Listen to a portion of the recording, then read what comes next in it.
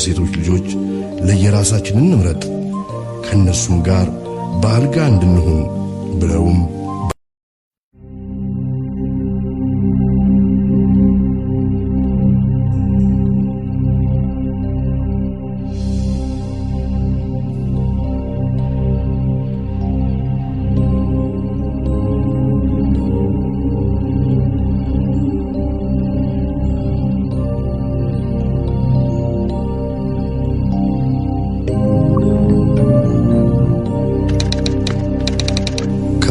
ዘመን በፊት በሰማይ የመላእክት መኖሪያ በሆነ ደብረ ቅዱስ በሚባል አንድ ቦታ ከፍ ባለ ማዕረግ ይኖሩ የነበሩ መላእክት በምድር ይኖሩ የነበሩ የሰው ልጆችን ለመራዳት ሥጋ ለብሰው ወደ ምድር እንዲወርዱ በፈጣሪ ታዘዙ።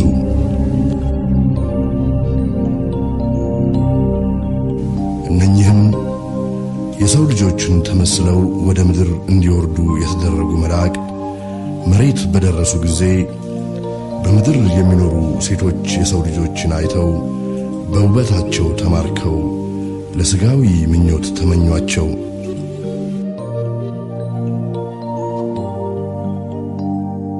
ከነኚህ መልከ መልካም ከሆኑ የሰዎች ሴቶች ልጆች ለየራሳችን እንምረጥ ከነሱም ጋር በአልጋ እንድንሆን ብለውም በአንድነት ሆነው ተስማሙ።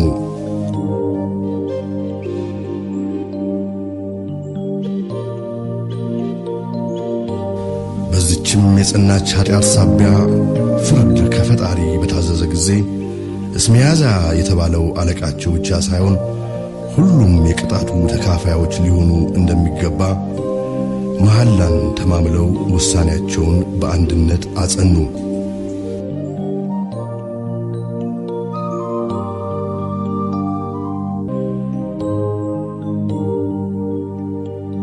ወደ ሴቶቹም የሰው ልጆች ደረሱ፣ በሥጋቸውም ወደቁ። ከነርሱም ልጆችን ወለዱ። መላእክቱም የመጡበትን ዓላማ ትተው ከነሱ ለተወለዱ ልጆቻቸውና ለልጅ ልጆቻቸው የሰዎች ልጆች እንዲያውቁት ያልተፈቀደውን የመላእክት ብቻ የነበረን ምስጢራዊ ዕውቀትና ትምህርት ገለጹላቸው። ይህንን ዕውቀትና ትምህርት በዘሮቻቸው መሃል ብቻ ጠብቀው በዘመኑ ሁሉ እንዲጠቀሙበትም መከሯቸው።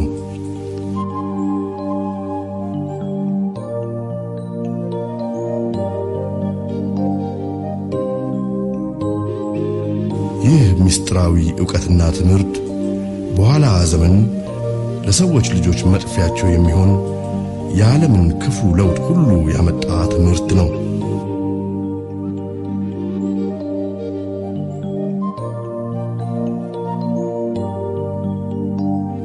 አስቀድመው እንደፈሩትም መላእክቱ ለፈጸሙት የጸናች ኃጢአት የፍርድ ቃል ከፈጣሪ ዘንድ ወጣች። ይህችንም እርግማን የተቀላቀለባት ከፈጣሪ የታዘዘች የፍርድ ቃል እንዲነግራቸው በበጎ ሥራው ሳቢያ ከሰዎች ሁሉ አስቀድሞ ጸሐፍትና የእግዚአብሔር ምስክር እንዲሆን ተመርጦ በሕይወት ሳለ ወደ ሰማይ የተነጠቀው የያሬድ ልጅ ጻድቁ ሰው ኢትዮጵያዊው ሄኖክ ወደ እነርሱ ተላከ።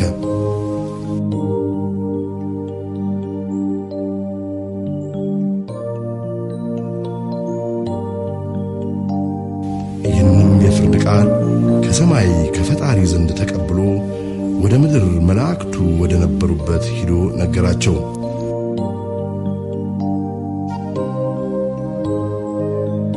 ይህ የፍርድ ቃል መላእክቱና ሚስቶቻቸው እንዲሁም ልጆቻቸውና የልጅ ልጆቻቸው ለፈጸሙት የጸናች ኃጢአት መቼም ቢሆን ከፈጣሪ ዘንድ ምሕረት እንደማያገኙ ወይም እንደማይደረግላቸው የሚደነግግ አስደንጋጭ የሆነ የፍርድ ቃል ነበር።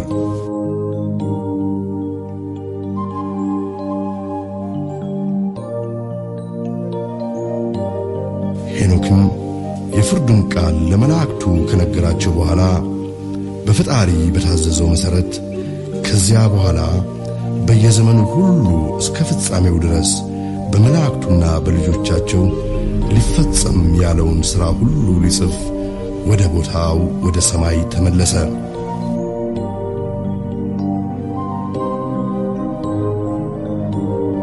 ከጊዜ በኋላም ይህ ሄኖክ ያመነበትና በሰማይ ባሉ ቅዱሳን መላእክትም እየተረዳ ያየው የሰዎች ልጆችና በምድር ሥጋ ለብሰው የሚኖሩ የመላእክትን ነገር የሚመሰክር መጽሐፍ ይሄው መጽሐፈ ሄኖክ ከጊዜ በኋላ ኢትዮጵያ ተብላ በምትጠራ ምድር ተገኘ።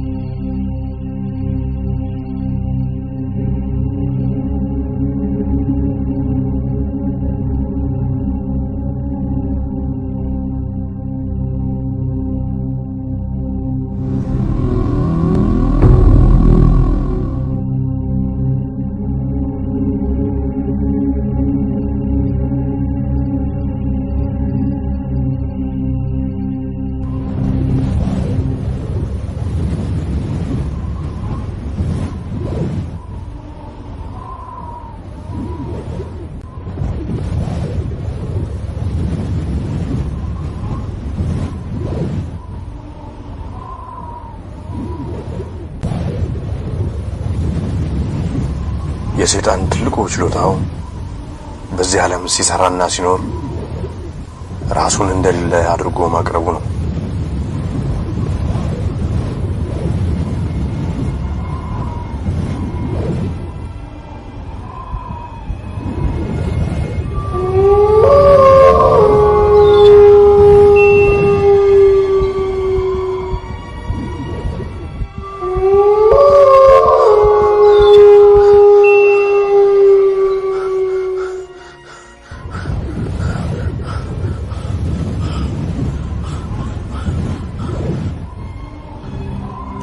ታሪክ እንደሚነግረን የአንታርክቲክ ውቅያኖስ ክፍል የሚሆን አንድ ሰፊ ቦታ ነበር።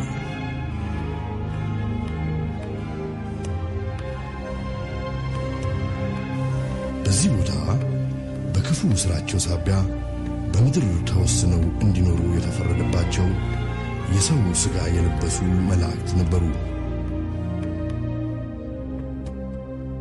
እነዚህ ሥጋ ለብሰው በምድር ላይ የሚኖሩ መላእክት አሪያንስ በመባል ይታወቃሉ።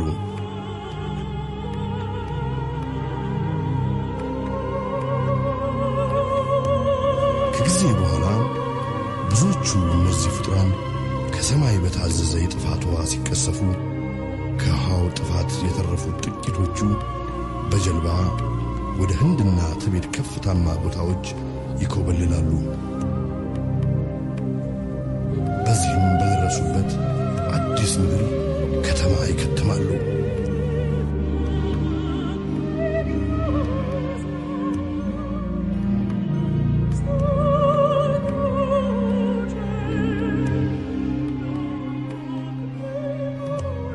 ይህንን ከተማቸውን አትላንቲስ ብለው ይሰይሙታል። በዚህም ለረጅም ጊዜ ከኖሩ በኋላ ባልታወቀ ምክንያት ከተማቸውን ለቀው ወደ ሰሜን አውሮፓ አገሮች ሰርገው ይገባሉ። በጀርመን፣ በእንግሊዝ፣ በፈረንሳይና በስዊድን የሚኖሩ ንጉሣዊ ቤተሰቦች እስከ ዛሬ ድረስ የእነዚህ ልዩ ዘሮች ቀጥተኛ ትውልዶች ነን ብለው ያምናሉ።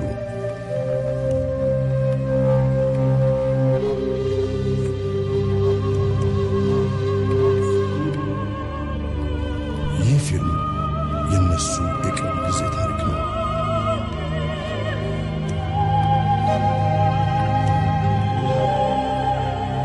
Enoch is a discarded book of the Bible. He was a guy who lived before Noah, and he wrote a book or a series of books about his adventures before the flood. መጽሐፈ ሄኖክ በመጽሐፍ ቅዱስ ውስጥ እንዳይካተቱ ተብለው የምዕራባውያን ክርስትና ሃይማኖቶች ከተቃወሟቸው 25 መጽሐፍት አንዱ ነው። ሄኖክ ከኖህ በፊት የነበረ ሰው ሲሆን በተደጋጋሚ በመጽሐፍቱ ከውሃ ጥፋት በፊት ስለነበሩ ክስተቶች ጽፏል። ሄኖክ ሥጋ ስለለበሱ በኢራቅ አካባቢ ይኖሩ ስለነበሩ መላእክት ጽፏል። እነዚህም ሥጋ የለበሱ መላእክት ከሰው ልጆች ጋር እንደተዳቀሉና ሥጋ የለበሱትን መላእክት ጸጉራቸው ብሎንድ ወይም ወርቃማ ቀለም የነበረው ግዙፍ ፍጥሯን እንደነበሩ በመጽሐፍ ተጽፏል። ከነሱ የተወለዱ ልጆች ነፍሊምስ ይባላሉ። እነኚህም ነፍሊምስ የተባሉ ከወደቁ መላእክት የተወለዱ ልጆች በአይነታቸው የተለዩ አስፈሪ ፍጥረቶች ነበሩ። በዘመኑ የሚኖሩ የነበሩ የሰው ልጆች መካከልም ማን ነፍሊምስ ነው ማን ደግሞ አይደለም የሚል ብዙ ውዝግብ ነበር። ኖህም እንኳን ራሱ የዚህ የነፍሊምስ የተባለ ዘር እንዳልሆነ ማረጋገጥ ሁሉ ነበረበት። በዚህ ምክንያት ነበር ኖህ የነፍሊምስ ዝርያ ባለመሆኑ ምክንያት ከውሃ ጥፋት ያዳነው። ስለዚህ አሁን ራሳችንን መጠየቅ ይኖርብናል። ለምን ይህንን ያህል ምስጢርን የያዘና ክርስቶስም ራሱ እየጠቀሰ ያስተማረበትን የሄኖክ መጽሐፍ ምዕራባውያን መጽሐፍ ቅዱስ ውስጥ እንዳይካተት አንፈልግም ያሉበት ምክንያት አይገባኝም። ይህ ቅዱስ መጽሐፍም የተገኘው አስቀድሞ በኢትዮጵያ ነው። ብዙ መጽሐፍ ከመጽሐፍ ቅዱስ ውስጥ እየተቀነሱ እየሄዱ ነው። ነገር ግን እንደዚህ መቀነስ የለባቸውም። Jesus even quoted from the book of Enoch, and I think pretty much everyone in ancient times considered the book of Enoch to be a holy document. So many copies of the book of Enoch were sent to Ethiopia, and they were rediscovered, I think, in the 1770s. Modern man took it and translated it, and there's been many versions of it that exist. And they compared the modern translation they have to fragments they found in 300 BC and found it to be pretty much identical.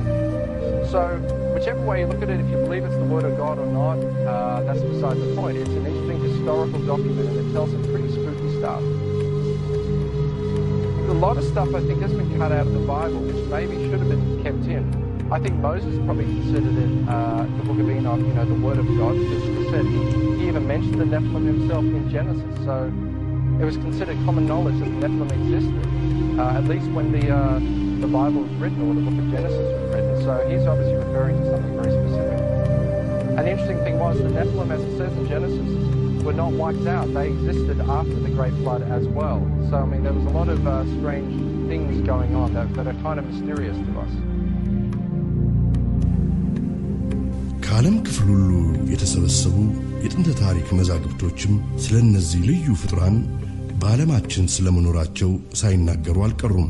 የጃፓን የጥንት ታሪክ መዛግብቶች የጃፓን የቀደሙ ንጉሶቻቸው የድራጎን ዝርያዎች ስለመሆናቸው ሲጽፉ፣ የአውስትራሊያ ምድር ባለቤቶች የአቦርጂኒሶች የጥንት ታሪክ ጽሑፍ ደግሞ የድራጎን ዘሮች በዓለም ሁሉ ስለመኖራቸው ጽፏል። ወደ ቻይና ስንጓዝ ደግሞ የቻይና የጥንት ታሪክ ጽሑፍ የቻይና ንግሥት የነበረችው ንግሥት ኩዋ የእባብ ዝርያ እንደነበረችና እሷም ከሰዎች ልጆች ጋር ከጊዜ በኋላ ስለመዳቀሏ ሲመሰክር፣ በህንድ የጥንት ታሪክ ጽሑፍ መሠረት ደግሞ እነኚህ የሰውና የድራጎን ቅይጥ ዘሮች ናጋስ በመባል በህንድ እንደሚታወቁና የቀደሙ የህንድ ንጉሣዊ ቤተሰቦችም ከነዚህ አይነት ዘሮች እንደመጡ ይናገራል።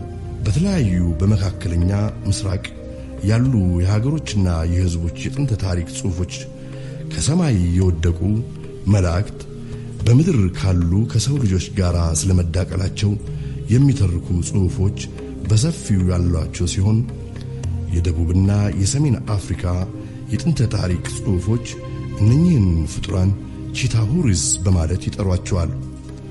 ቺታሁሪስ ማለት የድራጎን ወይም የእባብ ዝርያ ማለት ነው።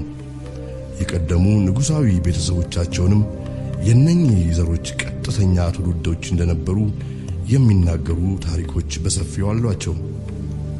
በደቡብ አሜሪካም ማያ በመባል የሚታወቁትም ህዝቦች ስለነዚህ ፍጡራን የሚመሰክሩ ተመሳሳይ የጥንት ታሪክ መረጃዎች አሏቸው። በአሜሪካን ባሉ ሬድ ኢንዲያንስ በመባል በሚታወቁት ህዝቦች ቋንቋ መሠረት ሱ ማለት እባብ ማለት ሲሆን፣ ሪክዌ ማለት ደግሞ የሰውና የድራጎን ወይም የእባብ ቅይጥ ዘር ማለት ነው።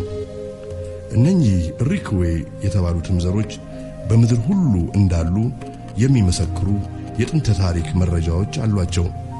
መጽሐፍ ቅዱስም ስለነዚህ ፍጥሯን በተደጋጋሚ የጻፈ ሲሆን ከወደቁት መላእክት የተወለዱትንም ልጆች ነፍሊምስ ብሎ ይጠራቸዋል። በአጠቃላይ የወደቁት መላእክት ከሰው ልጆች ጋር ስለመዳቀላቸው ሳይመሰክር ያለፈ የዓለም ሕዝብ ታሪክ ካለ ታሪኩ ሳይኖር ቀርቶ ሳይሆን ሆን ተብሎ ተደብቆ እንዲቀር በተደረገበት ቦታ ብቻ ነው። This is how we believe the Chitauri looks like. They were created in this. You see, sir? This is how a Chitauri looks like. It stands about 11 feet high. It is a very... ቺታውሪ ይህንን ነው የሚመስለው። ቁመታቸው እስከ 11 ጫማ ይደርሳል። ረጅም ፍጥረቶች ሲሆኑ አጥንት ያላቸው አይመስሉም። ጣቶቻቸው በጣም የመተጣጠፍ ባህሪ ያላቸው ናቸው። አንዳንዶቹ ቺታውሪዎች 3 ጣቶች ከአውራ ጣት ጋር ያሏቸው ሲሆኑ አንዳንዶቹ ደግሞ 6 ጣቶች ከአውራ ጣት ጋር ያሏቸው አሉ። ሌሎች ቺታውሪዎች ደግሞ በአናታቸው ላይ ቀንዶች አሏቸው። ቀንድ የሌላቸው አይነቶችም አሉ። እንደዚህ አይነቶች ሌፓርድ ቺታውሪ በመባል ይታወቃሉ። ባለከፍተኛ ማዕረግ ቺታውሪ ግን ብዙ ጫፎቻቸው ሹል የሆኑ ቀንዶች ያሉት አይነት ነው። የሁሉም የበላይ የሆነው ቺታውሪ ደግሞ የነሱ ንጉስ እየተባለ የሚጠራው ሞባባ ሳምሆንግ የሚባል ቺታውሪ 2 ትላልቅ ቀንዶች አሉት። እንደዚህ እንዳጋዘን ወደ ጎን የበቀሉ ቀንዶች አሉት። These are the lesser Chitauri, but the royal Chitauri have got a ring of sharp horns all around their head, and the very high Chitauri, like their king, Mubaba Samahong, they have got very long horns which grow this way. Not that way like a bull, but this way like certain antelope. አንድሩ ኮሊንስ የተባሉት ጸሐፊ እስከ ዛሬ 100 ዓመት ድረስ እነዚህ የወደቁ መላእክት ልጆች ነፍሊምስ በስኮትላንድ በተደጋጋሚ ይወለዱ እንደነበር The Legacy of the Fallen Angels በሚባለው ጥናታዊ ጽሑፋቸው ይዘግባሉ።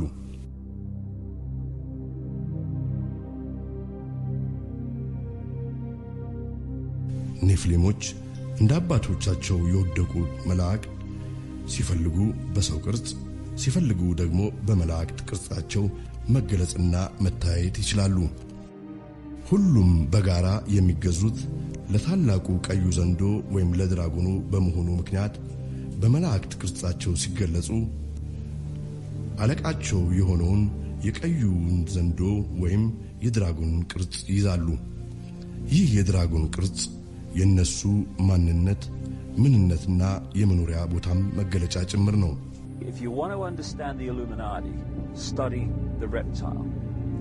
And the ኢሉሚናቲ የሚባለው ሰይጣናዊው የዓለም መንግስት ለማምጣት የሚሰራውን ምስጢራዊ ድርጅት ለመረዳት ከፈለግን የእባብ ዝርያዎችን ማጥናት ግድ ይለናል። የእባብ ዝርያዎች አፈጣጠራቸው እንደ ሰው ልጆች የህሊና ፍርድ ያገናዘበ ወይም ርኅራኄ በማድረግ ላይ የተመሰረተ ሳይሆን ጨካኝና የአውሬ መንፈስ የተሞላው ነው። ከንጉሣዊ ቤተሰብ የሆኑትና እነኚህ ከወደቁ መላእክት የዘር ሐረግ ግንድ የሆኑ ሰዎች የአምልኮ ሰይጣን ሥርዓት በልጆቻቸው ላይ ገና ከልጅነታቸው ጀምሮ የሚያደርጉበት ምክንያት ይህን ልጆቻቸው ከዘር የወረሱትን የአውሬ መንፈስ ቀስ በቀስ በልጆቻቸው ውስጥ እያደገ እንዲሄድ ለማድረግ ነው። it can happen very young if that's when these families put their children through these rituals to activate it, or it can happen later in life. And once it's activated, then they start to change personality. ታዲያ እነኚህ ኔፍሊሞች በአሁኑ ወቅት አይወለዱም ወይም አባቶቻቸው የሆኑት የወደቁ መላእክት በአሁኑ ወቅት በዚህ ዓለም የሉም ማለት ሳይሆን እነዚህ በክደታቸው ሳቢያ የቀዩ ዘንዶ ወይም የድራጎኑ ልጆች እየተባሉ የሚታወቁት ልዩ ዘሮች ወይም the serpent race ከጊዜ በኋላ ራሳቸውን በምስጢራዊ ድርጅቶች ወይም secret societies ስር አዋቅረው በዓለም ላይ ሊያመጡት ስላሰቡት አዲስ የዓለም መንግስት በስውር መንቀሳቀስ ከጀመሩበት ጊዜ አንስቶ ራሳቸውንና ማንነታቸውን ከመላው የዓለም ሕዝብ ድብቅ እንዲሆን አድርገዋል።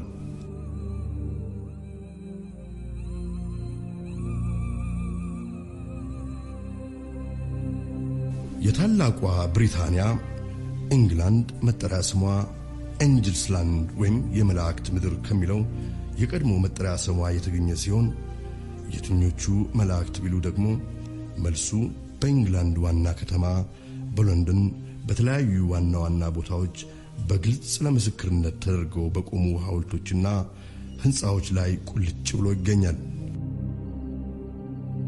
አሁን ያለነው በለንደን እምብርት ተብሎ ሊጠራ በሚችለው ስትራንድ በሚባለው አካባቢ ነው።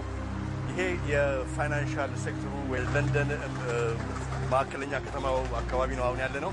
ያውንም እንደምናየው እዚህ ቦታ ላይ ተተክቶ የሚታየው ይሄ ምስል እንደገና ደግሞ የድራገን ምስል ሆኖ እንደገና እናገኘዋለን።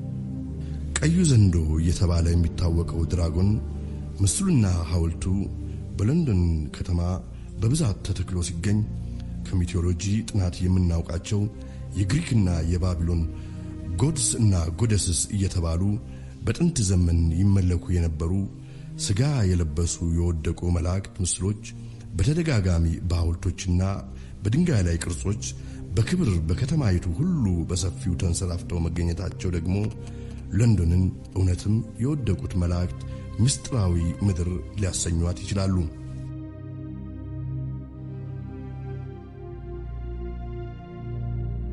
ቀደም ሲል እንዳነሳ ነው አንድሩ ኮሊንስ ዘ ፎለን ኤንጅልስ በሚባለው መጽሐፋቸው እንደገለጹት የእንግሊዝ መስራች አባቶች ስጋ ከለበሱ መላእክት የተወለዱ ኃያላን ፍጡራን ወይም ሱፐርሜን ስለመሆናቸው የሚናገሩ ብዙ የቀደሙ የታሪክ መረጃዎች ስለመኖራቸው በጽሑፋቸው የገለጹ ሲሆን ሮበርት ሎማስ የተባሉ ጸሐፊ ደግሞ ዘ ኢንቪዚብል ኮሌጅ በሚባል ታላቅ መጽሐፋቸው እንዳሰፈሩት በ1660 እንደ አውሮፓውያን አቆጣጠር ዘ ኢንቪዚብል ኮሌጅ በመባል የሚታወቅ ምስጢራዊ ማህበር ከንጉሳዊ ወገን በሆኑ ታላላቅ ሰዎች በእንግሊዝ እንደተመሰረተና የማህበሩም ዓላማ ስውር የሆነና ከመናፍስት የተገኘ ጥበብን በሳይንስ ስም አድርጎ ለዓለም ሕዝብ ለማስተዋወቅ የሚቻልበትን መንገድ የቀየሰ ማህበር እንደነበር በማስረጃ ደግፈው ይጽፋሉ።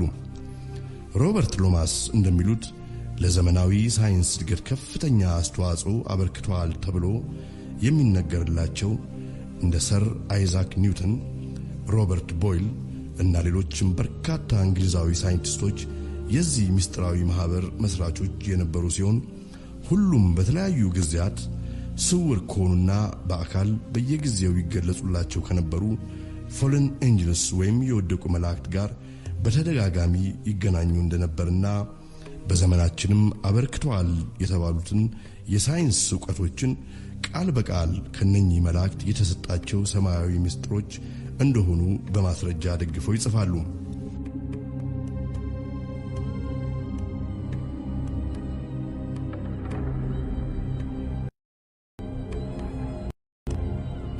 Why, when you look at the ancient accounts of the ancient gods, do you again and again see this reoccurring theme of the serpent race? ለምንድነው ብዙ በዚህ ዙሪያ ተጽፎ የተገኙ የዓለም ጥንተ ታሪክ መጽሐፍትን ስናገላብጥ በተደጋጋሚ የእባብ ዝርያዎች በዓለማችን ስለመኖራቸው እናነበው? በጥናቴ መሰረት በተለያዩ የዓለም ክፍል የሚኖሩ ሰዎች በከፍተኛ ስልጣንና ማዕረግ ላይ ያሉ የተለያዩ ሰዎች ከሰውነት ቅርጽ ወደ አውሬነት ቅርጽ ወይም የድራገንና እባብ ቅርጽ ሲለወጡ በአይናቸው በብረቱ ማየታቸው አበክረው ገልጸውልኛል። እጅግ በጣም ብዙ ሰዎች ናቸው ስለዚህ በአይናቸው ስላዩት ክስተት የነገሩኝ። Reptilian figure.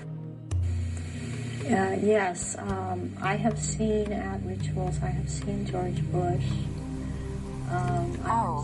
በእነኚህ ሰይጣን በሚመለክበት ስርዓት ላይ ካዩዋቸው ሰዎች በጥቂቱ ጆርጅ ቡሽን፣ ማድሊን ኦብራያንን፣ ሄንሪ ኪሲንጀርን፣ ሮናልድ ሬገንን፣ የእሳቸው ባለቤት ናንሲ ሬገንንም እና ሂለሪ ክሊንተንንም አይቻለሁ።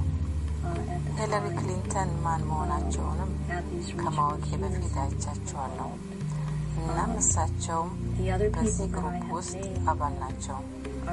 ሌሎች ሰዎች ከሰየምኳቸው በተጨማሪ ራሳቸው ከአውሬነት ወደ ሰውነት ሲለወጡ ካዩዋቸው መካከል በነገራችን ላይ ሂለሪ ክሊንተንን በዚህ ስርዓት ላይ ቢገኙ ሰውነታቸው ግን ሲለዋወጥ አላየውም። ሌሎች ካዩዋቸው ሰዎች መካከል ሁለቱ የጆርጅ ቡሽ ሲኒየር ልጆች በተጨማሪም J. Rockefeller ነው። I have seen, did I mention J. Rockefeller?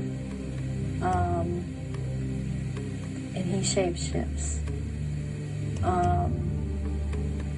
I've seen George Deukmejian and Ronald Reagan again, having been governor in California. There have been people such as Newt Gingrich I saw.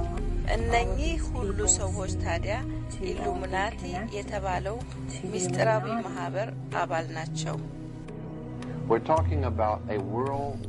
እየተናገርን ያለነው ታዲያ ዓለም አቀፋዊነት ስላላቸው በሚስጥር ዓለም እንዲገዙ ስላለሙ ጨለማ ለብሰው እየተንቀሳቀሱ ስላሉ ሚስጥራዊ ዓለም ድርጅቶች ነው። ሁሉም ታዲያ የተለያዩ ሲመስሉ ለአንድ ዓላማ የቆሙ ናቸው። monetary systems in the world, and yes, they are in fact connected. በእርግጥ ከጀርባ ሆኖ የዓለማችንን አካሄድ የሚመራ ጨለማን የለበሰ እጅ አለ። ይህም የማይታይ እጅ ከብዙ ኃያላን ከሆኑ የዓለም መንግስቶች ጀርባ ሆኖ በስውር እየሰራ ነው፣ ሲሰራም ነበር። በስውር እየተደረገ ያለው ነገር ምንድን ነው? በማይክሮቺፕስ ተከትቦ እንደ ሮቦት እየታዘዘ የሚመራ ባሪያ የሆነ የዓለም ህዝብን ለመፍጠር አዲሱን የነሱን የዓለም መንግስት በምድር ላይ ለመመስረት ነው። ይህንን አጀንዳቸውን በስውር ማድረግ አለባቸው። አለበለዚያማ የዓለም ህዝብ ይህንን ክፉ ስራቸውን ካወቀባቸው ዓላማቸው ግቡን ሊመታ አይችልም። እኔ ሁልጊዜ እናገራለሁ እኮ ከፈጣሪ ስራ ውጪ የሆነው ብዙ በዓለማችን የሚሰራ ወይም የተሰራ ስራ በእነሱ የተሰራ ነው እያልኩ እናገራለሁ።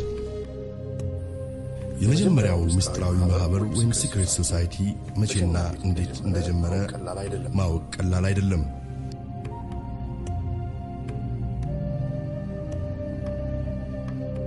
በጥቂት ሰዎች ዓለምን ለመቆጣጠር ብሎ ያለሙ የጨለማ መንግስት አወቃቀሩ ልክ አንዱ ካንዱ ውስጥ እንዲወጣ ተደርጎ እንደሚሰራው የራሻ አሻንጉሊቶች አሰራር አይነት ነው።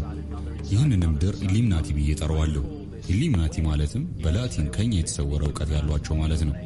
ይህም ኢሉሚናቲ ማህበር ከጥንት የተመሰረተ ሲሆን አይናችን እያየ አዲሱን የዓለም መንግስት ሊያመጣ ዳር እያለ ያለ ማህበር ነው። To bring about what is now appearing before our eyes.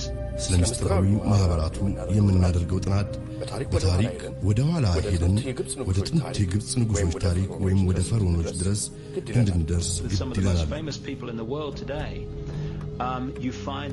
በዓለማችን ያሉ የታወቁ የዓለም ህዝቦች ሰይጣን ያምልኩ ስርዓታቸው ልክ ድሮ በግብፅ ፈርዖኖች ጊዜ እንደሚደረገው አይነት ነው።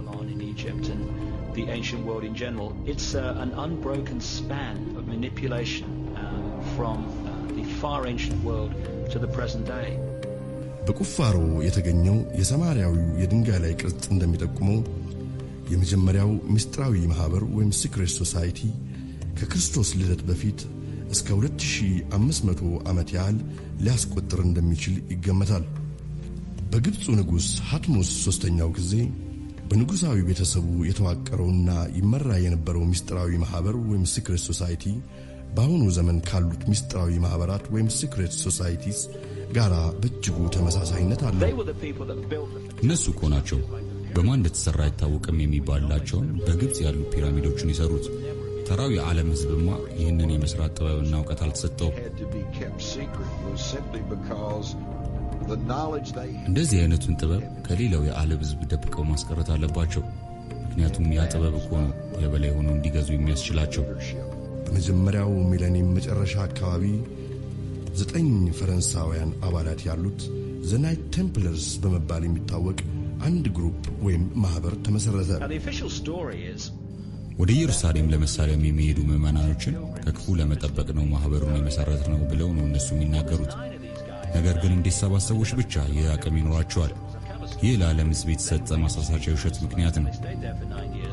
They were searching for something, and it seems they found it, whatever it was. And suddenly things changed very rapidly.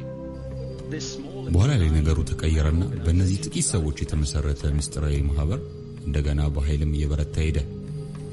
እነኚህ ራሳቸውን ዘ ናይት ቴምፕለርስ ብለው የሚጠሩት ፈረንሳውያን በኢየሩሳሌም በቆዩ ጊዜ ፈልገው ያገኙት ነገር ምንነት በይፋ የታወቀ ባይሆንም አሉ ከሚባሉ በአውሮፓና በዓለም ካሉ ኃይለኛ ኮሚኒስታዊ ማህበር አንዱ ለመሆን በቃ። የቴምፕለር አባል ለመሆን የፈለገ ሰው ሁሉን ሀብቱን ለዚህ ማህበር መስጠት ተጠበቀበት ነበር። በዚህ መሰረት ብዙዎቹ የአውሮፓ ንጉሳዊ ቤተሰቦችን በቁጥጥራቸው ስር አደረጉ። ጃክ ዲሞሌ የተባለው የመጨረሻው የናይት ቴምፕለርስ አባል በ1314 እንደ አውሮፓውያን አቆጣጠር በፈረንሳይ ዋና ከተማ በፓሪስ በቁሙ ተቃጥሎ እንዲሞት በጊዜው የነበረው ንጉስ ፈርዶበት ሲገደል ከቅጣቱ የተረፉት አባላት ግን እግሬ ያውጭኝ ብለው ከፈረንሳይ ፈረጠጡ። ቴምፕለሮቹ ወደ ሰሜን ከፈረንሳይ ወደ ስኮትላንድ ፈርጥጠው በመሄድ ራሳቸውን በአዲስ ስም ሰይመው ዘ ስኮቲሽ ራይት ፍሪ መሰንስ ብለው መጥራት ጀመሩ። ስኮቲሽ ራይት ፍሪ መሰነሪ በዓለም ላይ ካሉ ኃይለኛ ኮሚኒስታዊ ድርጅቶች መካከል ተፎካካሪ የማይገኝለት ጠንካራ ሚስጥራዊ ድርጅት ነው። አባላቶቹም ከሁሉም የሙያ ዘርፍ የተውጣጡ ናቸው። እነኚህ ከፈረንሳይ የፈረጠጡ የናይት ቴምፕለርስ አባላት ሚስጥራዊ ጥበባቸውን ይዘው ወደ እንግሊዝ በመግባት ሎጅስ በመባል የሚታወቁትን ሚስጥራዊ ማህበራት መሰረቱ። ፍሪሜሰኖች የጥንቶቹን ሚስጥራዊ ድርጅቶች አጀንዳ በዘመኑ ላሉ ሚስጥራዊ ድርጅቶች እንደ ድልድይ ሆነው በቀጣይነት ለማስተላለፍ የሚሰሩ ናቸው። ጊዜ በኋላ ስማቸውን ቀይረው ፍሪሜሰንስ በመባል መታወቅ ጀመሩ። የመጀመሪያውንም ትልቁን ስብሰባ 24 ቀን 1770 እንደ አውሮፓውያን አቆጣጠር በግሩስ ኤንድ ግሪን አይረንስ አዳራሽ በለንደን ኢንግላንድ አደረጉ። እነኚህ ከወደቁ የመላእክት የዘር ሐረግ ግንድን ብለው ከሚያምኑና ኖርዲክስ ወይም አሪያንስ ከሚባሉት ዘሮች በጊዜው ጥንቆላን፣ ምትሃትን፣ ኮከብ አቆጣጠርንና መናፍስት መሳብን በሰፊው ከሚያራምዱ በአውሮፓ ከሚገኙ ንጉሳዊ ቤተሰቦች ንግሥት ኤልሳቤጥ ቀዳማዊ አንዷ ነበረች። በ1768 እንደ አውሮፓውያን አቆጣጠር ከዛሬ 240 ዓመት በፊት ከስኮትላንድ አሪያንስ ወይም ኖርዲክስ ንጉሳዊ ቤተሰብ የሆነና ጄምስ ብሩስ የተባለ አንድ ሰው ከእንግሊዝ አሪያንስ ወገን ከሆነች ከንግሥት ኤልሳቤጥ ቀዳማዊ አንድ ሥራ ተሰጠው። ይህ ሥራ መጽሐፍ ሄኖክ የተባለውን የቅርስ መጽሐፍ ከአቢሲኒያ ምድር ስርቆ ወደ ንግሥቲቷ መውሰድ ነበር።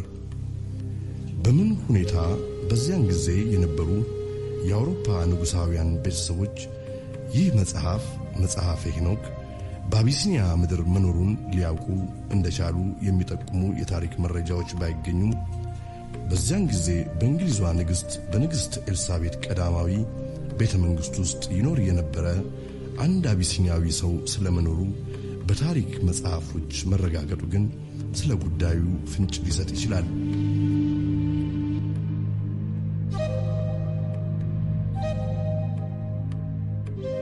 ከጄምስ ብሩስ ቀደም ብሎ በ1603 እንደ አውሮፓውያን አቆጣጠር ፔድሮ ፓይዝ የተባለ ፖርቹጊዛዊ እሱም ዘ ጄሱዊትስ ከሚባል በፖርቹጊዝና በጣሊያን ውስጥ ከሚገኝ የፍሪሜሰንሪ ማህበር ቅርንጫፍ የወጣ ሰው ወደ አቢሲኒያ ተጉዞ እንደነበር በታሪክ መጽሐፍት ላይ ተጽፎ ይነበባል። ዘ ጄሱዊትስ እጅግ ጠንካራ የሆኑ እንደ ካህንና እንደ ሚስዮናዊ የሚለብሱ አሳሲንስ ወይም ግድያ ፈጻሚዎች ያሉት ምስጢራዊ ማህበር ሲሆን ዋነኛ መሰረቱም ጣሊያን ቫቲካን ነው። ፔድሮ ፓይዝ ከአቢሲኒያ ለቆ ሲወጣ በርካታ የቅርስ መጽሐፍትን ከመውሰዱም በላይ ከ1670 እስከ 1620 እንደ አውሮፓውያን አቆጣጠር በአቢሲኒያ በነበረበት ጊዜ በዘመኑ የአቢሲኒያ ንጉስ የነበሩትን አጼ ሱስንዮስን ከኦርቶዶክስ ተዋሕዶ ሃይማኖት ለውጦ ካቶሊክ በማድረጉ በዚህ ክስተት ሳቢያ ከ8000 በላይ የሚሆኑ አቢሲኒያውያን ሕይወታቸውን እንዲያጡ ምክንያት ሆኗል። ከጊዜ በኋላም ፔድሮ ፓይዝ በኢትዮጵያ ቤተክርስቲያን ላይ ስለፈጠረው ችግር በኩራት ሲናገር ኢትዮጵያኖች ለአንድና ለመጨረሻ ጊዜ ሊነቅሉት የማይቻላቸው መርፌ ሰክቼባቸው መጣው ብሎ መናገሩን የተለያዩ የታሪክ መጽሐፍት ከዚህ ታሪክ ጋር እባሪ አድርገው ይገልጹታል። ይህ በፔድሮ ፓየዝ የተበተነው መርዝ እስከ ዛሬ ድረስ በኢትዮጵያ የኦርቶዶክስ ተዋሕዶ ቤተክርስቲያን ውስጥ ጸጋና ቅባት እየተባለ የሚታወቀው መለያየትን ያመጣ የጀስዊቱ የፔድሮ ፓየዝ መርዝ ነው። Filtration of churches and religious institutions as well as government that cover a tremendous number of institutions. And the purpose of that infiltration was ዓላማችን የነበረው እንዴት አድርገን በመንግስቶቻቸውና በቤተክርስቲያናቸው ውስጥ ሰርገን እንደምንገባ ማመቻቸት ነበር። የዚህ ዓላማችን የመጨረሻ ግቡ ያነጣጠረው በዚህ ዓለም አዲስ በእኛ የሚመራ የዓለም ሃይማኖትና መንግስት ለመፍጠር ነው። ከድሮም ቢሆን በቫቲካን ያለን የጀስዊቶች ዓላማ ይህ ነው። ይህንንም ነበር ከድሮም ጀምረን ስናመቻች የነበረው።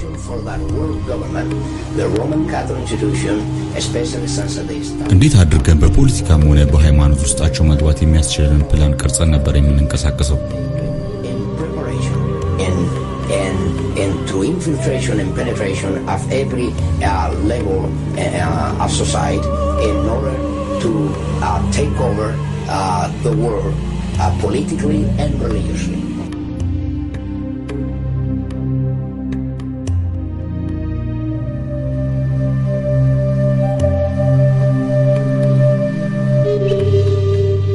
ጄምስ ብሩስ ወደ ኢትዮጵያ ከመዝለቁ በፊት በሱዳን ይገኝ በነበረ የጀስዊት ካምፕ ውስጥ ፔድሮ ፓየዝን ለጥቂት ጊዜ አግኝቶ አነጋግሮት እንደነበር አንዳንድ የታሪክ መረጃዎች ይጠቁማሉ።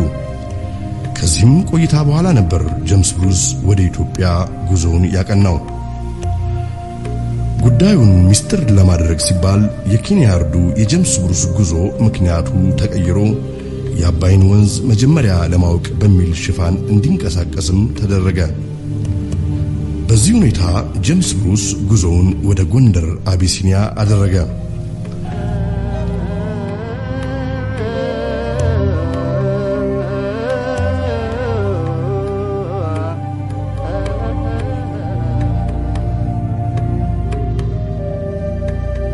በጎንደር አቢሲኒያ በካፋ የሚባሉት የሀገሪቱ ንጉስ ስለሞቱ በመትኩ በእድሜው በጣም ልጅ የሆነው ልጃቸው ልጅ ኢያሱ ዙፋን ይዞ የሚያስተዳድርበት ወቅት ነበር።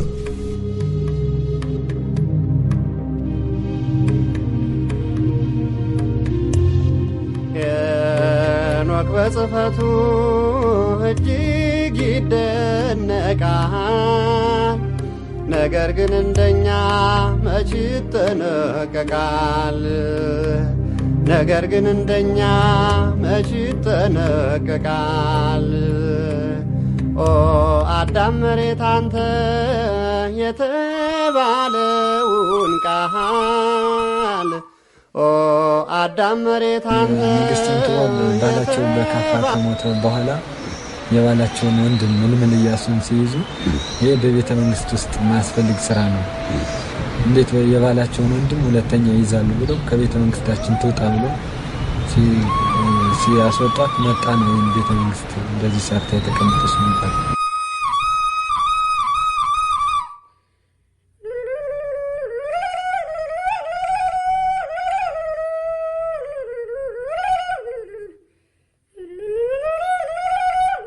ያለንበት የጄምስ ብሩስ መኝታ ቤት ነው። እዚህ ማዶ ላይ የምናየው ደግሞ የንግስት ምጥዋ።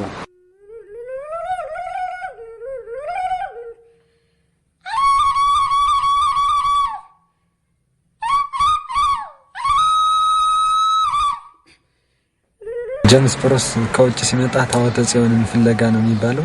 ለ5 ዓመት ያለ ኢትዮጵያን ታሪክ ልጻፍ ብሎ ከተቀመጠ በኋላ ሲወጣ ግን የቅርስ መጽሐፎችን ይዞ እንደወጣ ነው የሚታወቀው። መጽሐፎቹ ያው ጠፍተዋል።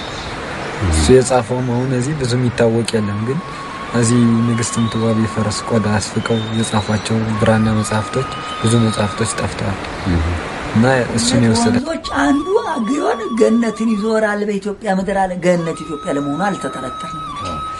አሁን አዳም በገነት ነው የተፈጠረ እንበላ ያሳፍረኛል? አያሳፍረኝም። እንግዲያው ሄኖክም ኢትዮጵያዊ ነው ማለት ያሳፍረኛል? አያሳፍረኝም። ሄኖክም ኢትዮጵያዊ ነው። መጽሐፉም የተገኘው ሄኖክ በኢትዮጵያ ነው። የእናቴ ልጅ ያዘኝ ይሄን ይዘው ነው እንግዲህ አባቶቻችን ያዳም 7ኛ ልጁ ሄኖክ ኢትዮጵያዊ ነው የሚሉት። ሄኖክ የጻፈው ማቀው እስካሁን አባቴ ነገሩኝ ሁለቱ በእጄ ገብቷል። መጽሐፍ ሄኖክና ራእዩን በእጄ ተጻፈ ኮፒው አለኝ ቤት። እንግዲህ ራእየ ሄኖክ አለ። አሁን መጽሐፍ ሄኖክ ራእይ ሄኖክ። ሌላው አባቴ ሲናገሩ ምሰማው መጽሐፍ ምስጢር የሚባል መጽሐፍ አለ። መቼም ነጩ ዓለም ምክንያት አመጣም ይችላል። በዚህ ሁኔታ ጄምስ ብሩስ መጽሐፍ ሄኖክን ከጎንደር አቢሲኒያ ሰርቆ ወደ እንግሊዟ ንግሥት ኤልሳቤጥ ቀዳማዊ ወሰደ። በዚያን ጊዜ በመላው አውሮፓ ንጉሳውያን ቤተሰቦች ዘንድ መጽሐፍ ሄኖክ የተባለው ይህ መጽሐፍ ከአቢሲኒያ ምድር ተሰርቆ በእንግሊዟ ንግሥት ኤልሳቤጥ ቀዳማዊ እጅ መውደቁን የሚያመላክቱ ዜናዎች በከፍተኛ ደረጃ ይናፈሱ ጀመር። ጄምስ ብሩስ መጽሐፍ ሄኖክን በንግሥቲቷ ዘንድ ባመጣ ጊዜ የመጽሐፉን ትክክለኛነት እንዲያረጋግጥ በቤተ መንግሥቱ ይኖር የነበረውን አቢሲኒያዊን ሰው አስጠሩት። ይህ አቢሲኒያዊ ሰው መጽሐፉ መጽሐፍ ሄኖክ መሆኑን ቢያረጋግጥም በመጽሐፉ ውስጥ ስለተካተተው የጸሐፍቱ መልእክት ግን ዕውቀት አልነበረውም። በንግሥቲቱ ዘንድ ጆን ዲ የሚባል በኮከብ ቆጠራ ጥናትና መናፍስት በመሳብ ችሎታው አንቱ የተባለ አንድ ሰው ነበረ።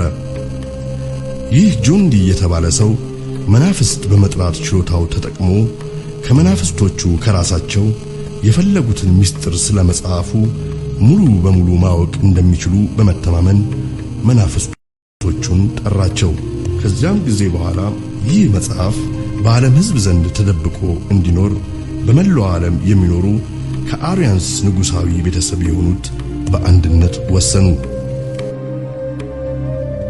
የዚህ መጽሐፍ ይዘት ከሌላው የዓለም ሕዝብ ተደብቆ በኖረበት ዘመናት በሰሜን አውሮፓ የሚኖሩ የአርያንስ ንጉሳዊ ቤተሰቦች አንዱ በአንዱ ላይ የበላይነት አግኝቶ የበላይ ሆኖ ዓለምን ለመቆጣጠር አዲስ በኖርዲክ ዘሮች የሚመራ የዓለም መንግስት ለመፍጠር በተናጥል በስውር ይንቀሳቀሱ ነበር።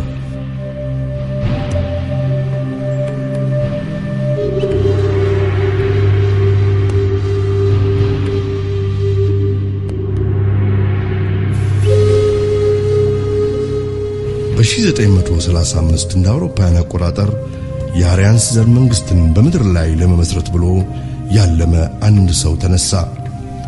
ይህ ሰው ጀርመናዊው አዶልፍ ሂትለር ነበር። ይህ አዲሱ የዓለም መንግስት የሚመራው በጀርመን ከአርያንስ ዘር በሆኑ ልዩ ፍጥሯን ወይም ሱፐርሜን እንደሚሆንም አዶልፍ ሂትለር ከጅምሩ አስታወቀ።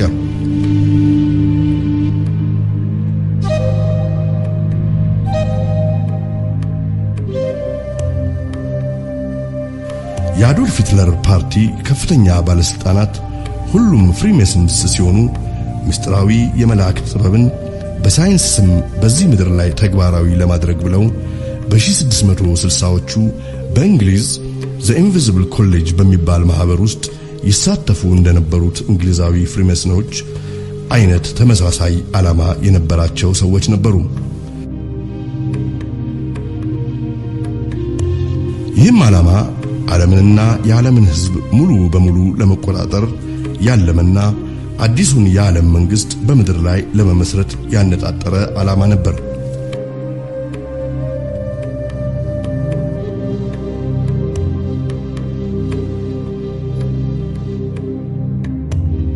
ገና ከጅምሩ በ1930ዎቹ ናዚዎች የኛ የቀደሙ አባቶቻችን የሆኑ ካንታርክቲክ የፈለሱ ስጋ የለበሱ መላእክት በቲቤት ከፍታማ ቦታዎች ይኖራሉ በማለት ጉዟቸውን ወደዚያ አቀኑ።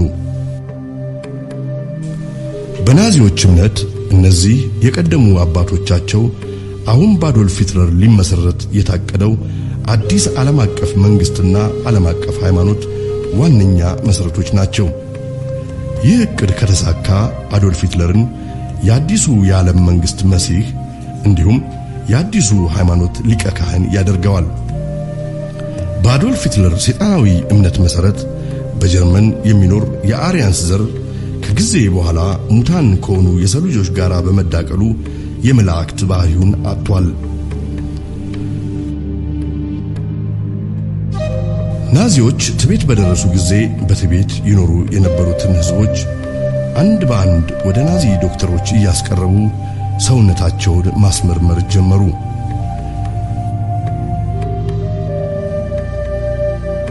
የዚህ የውጫዊ የሰውነት ምርመራ ዓላማ ከትቤት ነዋሪዎች መካከል ያልተቀላቀሉ የአሪያንስ ዘሮችን ለማግኘት ነው። እነዚህ ዘሮች ከትቤት ተገኙ ማለት በጀርመን የሚገኘውን የተዳቀለ የአሪያንስ ዘር ዳግም በማጽናትና በማዳቀል ቀድሞ ወደ ነበረበት መላእክታዊ ተፈጥሮ ለመመለስ እንችላለን ብለው በከፍተኛ ደረጃ ናዚዎች ያምናሉ። ይህ ትክክለኛ የአሪያንስን ዘር የመፈለግ ሥራ በትቤት ብቻ ሳይሆን በጀርመንም ጭምር ይካሄድ ነበር። የኤስኤስ የጦር አባል ለመሆን የሚፈልግ ማንኛውም ጀርመናዊ ረጅም ጸጉሩ ወርቃማ ወይም ብሎንድ የሆነ የአይኑ ቀለም ደግሞ ሰማያዊ የሆነና እንደ አውሮፓውያን አቆጣጠር እስከ 1850 ዓመተ ምህረት ድረስ ወደ ኋላ ሄዶ ያልተቀላቀለ ንጹህ የጀርመን አሪያንስ ዘር መሆኑን በማስረጃ ደግፎ ማረጋገጥ የሚችል መሆን አለበት። የኤስኤስ ወታደሮች የአሪያንስ ትውልድ እንዲበዛም በማሰብ ወታደሮቹ በጋብቻም ሆነ ከጋብቻ ውጪ ንጹህ የአሪያንስ ዘር መሆናቸው ከተመሰከረላቸው የጀርመን ሴቶች ጋር ልቅ የሆነ የግብረ ሥጋ ግንኙነት እንዲያደርጉም በፓርቲው በእጅጉ ይገፋፉ ነበር። በዚህ ሁኔታ ከ1935 እስከ 1945 እንደ አውሮፓውያን አቆጣጠር ብቻ 11,000 ልጆች በዚህ አይነት ተወልደው በመንግስት ያድጉ ነበር።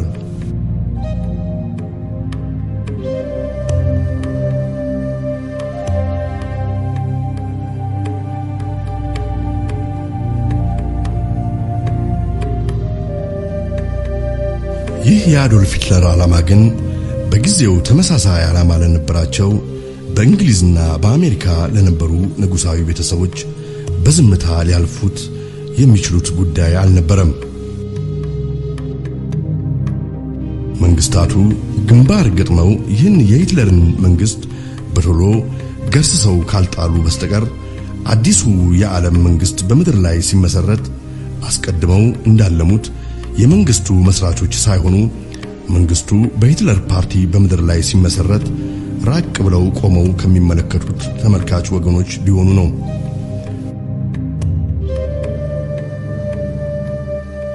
ጉዳዩ አፋጣኝ መፍትሄ የሚያሻው ጉዳይ ነበር።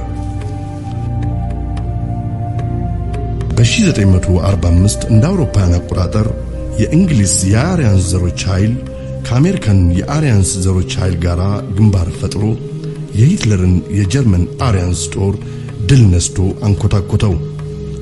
የጀርመን የአሪያንስ ወይም የኖርዲክስ ዘሮች ኃይል ከዓለም ፊት ሲጠፋ የተጣመረው የእንግሊዝና የአሜሪካ የአሪያንስ ዘሮች ታሪክ ግን ሌላ አዲስ ምዕራፍ ከፈተ።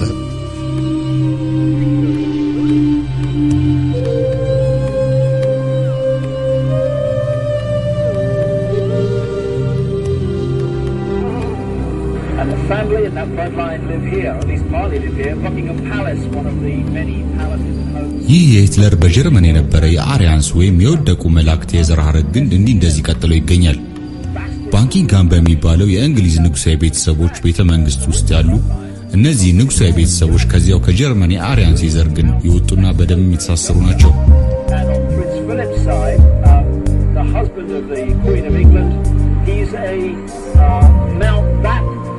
which is really Battenberg. Again, another German line. In 1917, they changed the name from Battenberg to Mountbatten, from the House of Saxe-Coburg to Windsor, because at that time, you may recall, the German nation and the British nation were knocking hell out of each other in the trenches of northern France. And it was good PR from the British royal family's point of view to just change their name to sound more English. And this is just the farce and the facade behind so much, or behind which so much goes on. In the councils of government, we must guard against the acquisition of unwarranted influence, whether sought or unsought, by the military-industrial complex. The potential for the disastrous rise of misplaced power exists and will persist. We must never let the weight of this combination endanger our liberties or democratic processes. ጨለማ የለበሰው የሂትለር ናዚ ስርወ መንግስት እንዳበቃ አሜሪካኖችና እንግሊዞች በጀርመን የሚገኙ የሂትለር ምስጢራዊ የምርምር ላቦራቶሪዎችን የጥናት ተቋሞችን እንዲሁም የደህንነትና የስለላ ፋይሎችን የያዙ በርካታ ህንጻዎችን በከፍተኛ ደረጃ ይበረብሩ ገቡ። የፍተሻቸውም ውጤት ያረጋገጠላቸው የሂትለር ሳይንቲስቶች የእውቀት ደረጃ በጊዜው እነርሱ ከነበሯቸው ሳይንቲስቶች በእጅጉ የላቀ እንደነበር ነው። ብዙዎቹ እነዚህ የሂትለር ሳይንቲስቶች ግን የናዚ መንግስት በ1945 እንደ አውሮፓውያን አቆጣጠር በተገረሰሰ ጊዜ እግሬ ያውጪኝ ብለው ከጀርመን ወደ ተለያዩ የዓለም ክፍሎች ፈርጥጠው ካይን ጠፍተው ነበር። ለእንግሊዞችና ለአሜሪካኖች እነኚህ የባለ ብዙ ዕውቀት ባለቤቶች የሆኑት የሂትለር ሳይንቲስቶች ዕውቀታቸውን ይዘው ያለ አድራሻ መሰወራቸው አሳሳቢ ስለሆነባቸው በሐምሌ ወር 1945 እንደ አውሮፓውያን አቆጣጠር ፕሮጀክት ፔፐር ክሊፕ ብለው አንድ ከፍተኛ ፕሮጀክት ነድፈው በሥራ ላይ አዋሉ። የፕሮጀክት ፔፐር ክሊፕም ዓላማ በዓለም ላይ የተበተኑ የሂትለር ሳይንቲስቶችን አሳዶ ይዞ ወደ ፍርድ ለማምጣት ሳይሆን ሳይንቲስቶቹ በተራቸው ለአሜሪካ መንግስት በስውር እንዲሰሩ ለማድረግ ነበር። ይህም ፕሮጀክት በፕሬዝዳንት ትሩመን ፈቃጅነት ሥራ ላይ ውሎ እስከ 1600 የሚሆኑ የሂትለር ከፍተኛ ሳይንቲስቶች ከዓለም ላይ ተይዘው ወደ አሜሪካ ተወስደው ከዚያ ጊዜ በኋላ ለአሜሪካ መንግስት እንዲሰሩና እንዲያገለግሉ ሆነዋል። ከነኚህ ሳይንቲስቶች መካከል ጆሴፍ መንድሌ በመባል የሚታወቀውና በጨካኝነቱ ወደር እንደሌለው የሚለት የሂትለር ሳይንቲስት አንዱ እንደነበር የሚጠቁሙ ጥናቶች በአሁኑ ወቅት በገሃድ ወጥተው ይገኛሉ። በዓለም ባሉ ምስጢራዊ ማህበራት ዙሪያ የተጻፉትን መጽሐፍት ስናነብ የቀድሞ የእንግሊዝ ጠቅላይ ሚኒስትር የነበሩት ቶኒ ብሌር የፍሪሜሰነሪ ምስጢራዊ ማህበር አባልና በዚያም ማህበር የባለ 33 ዲግሪ ማዕረግ ባለቤትም መሆናቸውን እንረዳለን። ቶኒ ብሌር በሙያቸው ጠበቃ ሲሆኑ እንደ ብዙዎቹ የእንግሊዝ ጠበቆችና ዳኞች ቶኒ ብሌር የንግስቲቱ አማካሪና ጠበቃ ወይም ኩዊንስ ካውንስል ኤንድ ባሪስተር በመባል ይታወቃሉ። ይህ የተለየ ሙያ መሰረቱ ቴምፕልስ ባር በሚባለው የፍሪሜሰነሪ ተቋም ሲሆን የተመሰረተውም በ12ኛው ክፍለ ዘመን እንደ አውሮፓውያን አቆጣጠር ነው። በዚህ መሰረት ቶኒ ብሌር በአባልነት የተመለመሉት በ1591 በተመሰረተውና ስታድሆም ሎጅ በመባል ታወቀው የፍሪሜሰነሪ ቅርንጫፍ ተቋም ውስጥ ነው። አባሪ ጥናቶች እንደሚያመለክቱት ከ61 የእንግሊዝ ፖሊሶች የዚህ የሰይጣናዊ የሆነው የፍሪሜሰነሪ ምስጢራዊ ማህበር አባል ናቸው። በአሁኑ ወቅት እስከ 600,000 የሚደርሱ ሜሰኖች ወይም የፍሪሜሰነሪ አባላት በእንግሊዝ እንዳሉ ሲገመት ሁሉም ቁልፍ በሆኑ የአስተዳደር የሴኩሪቲና የዳኝነት ሥራዎች ላይ ተሰማርተው ይገኛሉ። ዳግማዊ ንግሥት ኤልዛቤትም ራሳቸው የፍሪሜሰነሪ አባል ሲሆኑ በዚህ ማህበር ውስጥ ግራንድ ፓትሮነስ ኦፍ ኢንተርናሽናል ፍሪሜሰነሪ የሚባል ትልቅ ስልጣን አላቸው። ዘ ብራዘርሁድ የተባለው ታዋቂ መጽሐፍን የጻፉት ስቲቨን ስናይድ እንደሚሉት ዌስትሚኒስተር እየተባለ የሚታወቀው የእንግሊዝ ቤተ መንግስት ለብዙ አምልኮተ ሰይጣን ሥርዓቶች የመገልገያ ቦታም ጭምር ነው። ናይት እንደሚሉት ብዙዎቹ እነዚህ ሥርዓቶች የሰው ልጆችንም በመሰዋት ላይም የተመሰረቱ ናቸው።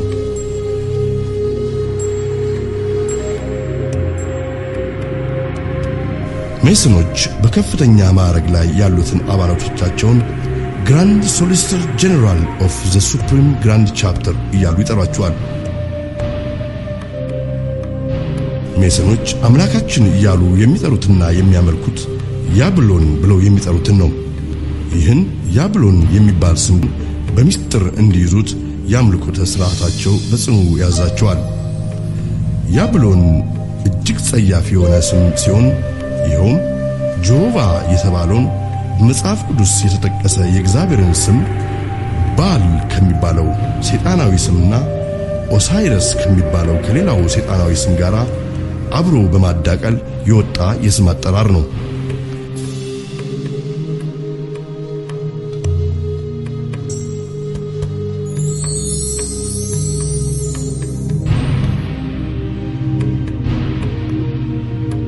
በሌላ አነጋገር ያብሎን ማለት ሰይጣንን እንደ እግዚአብሔር ራሱን በአንድነትና በሶስትነት ልመለክ ይገባኛል ብሎ የሚያቀርብበት የስም አጠራር ነው።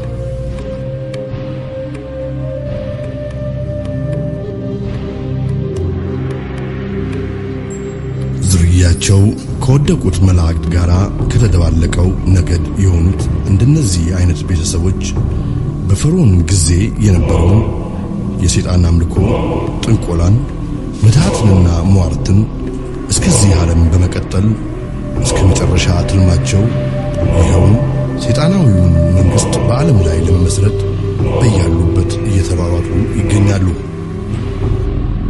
የዚህ የተባለው ሰይጣናዊ መንግስት ወይም ዘ ኒው ወርልድ ኦርደር እየተባለ የሚጠራው ዋነኛ ጽሕፈት ቤት ከተሞች ለንደን እንግሊዝና ዋሽንግተን ዲሲ አሜሪካ ናቸው። ሁለቱም ከተሞች ከታሪካቸውና ከመሰራረታቸው አንስቶ በፈርዖን ጊዜ እንደነበረው የሰይጣን አምልኮትን፣ ጥንቆላን እና ምትሃትን መሰረት ያደረገ ነው። ይህ ማለት በእነኚህ ሁለት ከተሞች ውስጥ ያለውን የፈጠጠ ጉድ ለማየት ማየት የሚችል አይን፣ ለመስማትም መስማት የሚችል ጆሮ ያስፈልጋል። ይህም የተባለበት ምክንያት የሁለቱ ከተሞች ምስጢር በምልክቶች በቁጥሮችና በኮከብ አቆጣጠር ጥበብ የተመሰረተ ስለሆነ ይህን መረዳት ለሚችል ሰው ግልጽ ሲሆን፣ መረዳት ለማይችል ሰው ደግሞ በጣም የተደበቀ ነው። ዋሽንግተን ዲሲ ወይም የኮሎምቢያ ግዛት ዋሽንግተን ልክ እንደ ለንደን እንግሊዝ የድራጎን ወይም ደግሞ የቀዩ ዘንዶ ኃይልን መሰረት ባደረገ ፍሪሜሰንሪ በመባል በሚታወቀው በአምልኮተ ሰይጣን ሃይማኖት ዘርፍ ውስጥ ባለ ቡድን ይህም ከቀራጮቹ ወገን በሆኑት የተነደፈና የተከተመ ከተማ ነው።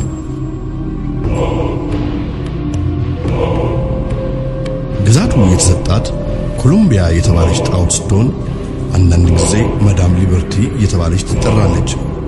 በዋሽንግተን ዲሲ አንዳችም አይነት የፈርዖንን አይነት የጥንቆላን፣ የምትሃትን እና የኮከብ አቆጣጠርን መሰረት ያላደረገ ማንኛውም መንግስታዊ ድርጅት፣ ህንጻ፣ መንገድ ከቶንም አይገኝም።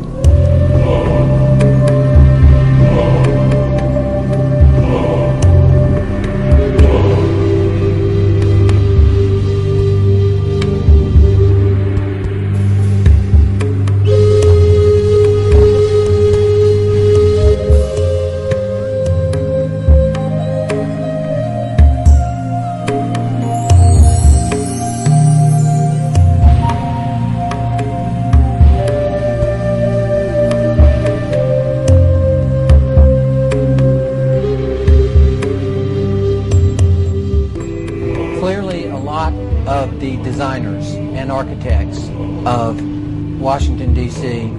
were Masons, starting with George Washington himself, who was a guiding force. Well, it was definitely designed according to Masonic principles, and the streets are laid out that way, the buildings are laid out that way. And Masons may very well say that they really aren't influential as far as Washington, D.C. is concerned, and yet the cornerstone was laid by Masons. You see that the inverted five-pointed star, which is the go-to Mindy's, built into the streets of Washington, D.C. There is a pentagram to the north of the White House. No one can have that happen accidentally. It's Baal worship. That's what you're involved in. That is what Masonry is based upon, the power of the dragon. In a word, hogwash. And when you want to talk about symbols and what they mean, you really have to look at who's authored these symbols. With symbols, there are always multiple levels. Symbols reveal and they conceal. And that's why they're used, and that's why they're so important. They reveal to those who have eyes to see and ears to hear.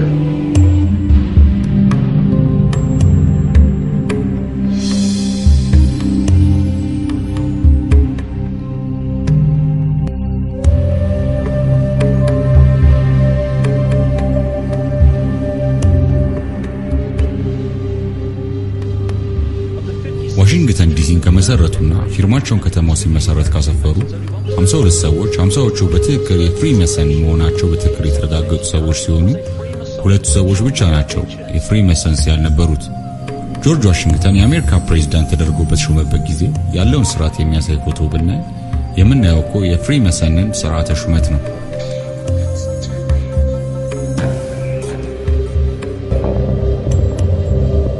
On the back of the dollar bill, you see the symbols on the left hand. በአንድ ዶላር የአሜሪካ ብር ጀርባ ላይ ያለው ምልክት እንደሚያሳየው በግራ በኩል አኑኮሎፒቲያስ የሚል ላቲን ጽሑፍ ይገኛል። ትርጉሙ የማህበራችን ዓላማ ከግብ ደረሰ ማለት ነው። የትኛው የማህበር ወይም የድርጅት ዓላማ ቢሉ ደግሞ ኖቮ ኦዶ ሰኩላሪያም የሚል ጽሑፍ ወረድ ብሎ ተጽፎ ይገኛል። ትርጉሙ አዲሱ የዓለም መንግስት ማለት ነው። ጆርጅ ቡሽ ቀዳማዊም የተናገረው ይህንኑ ነው።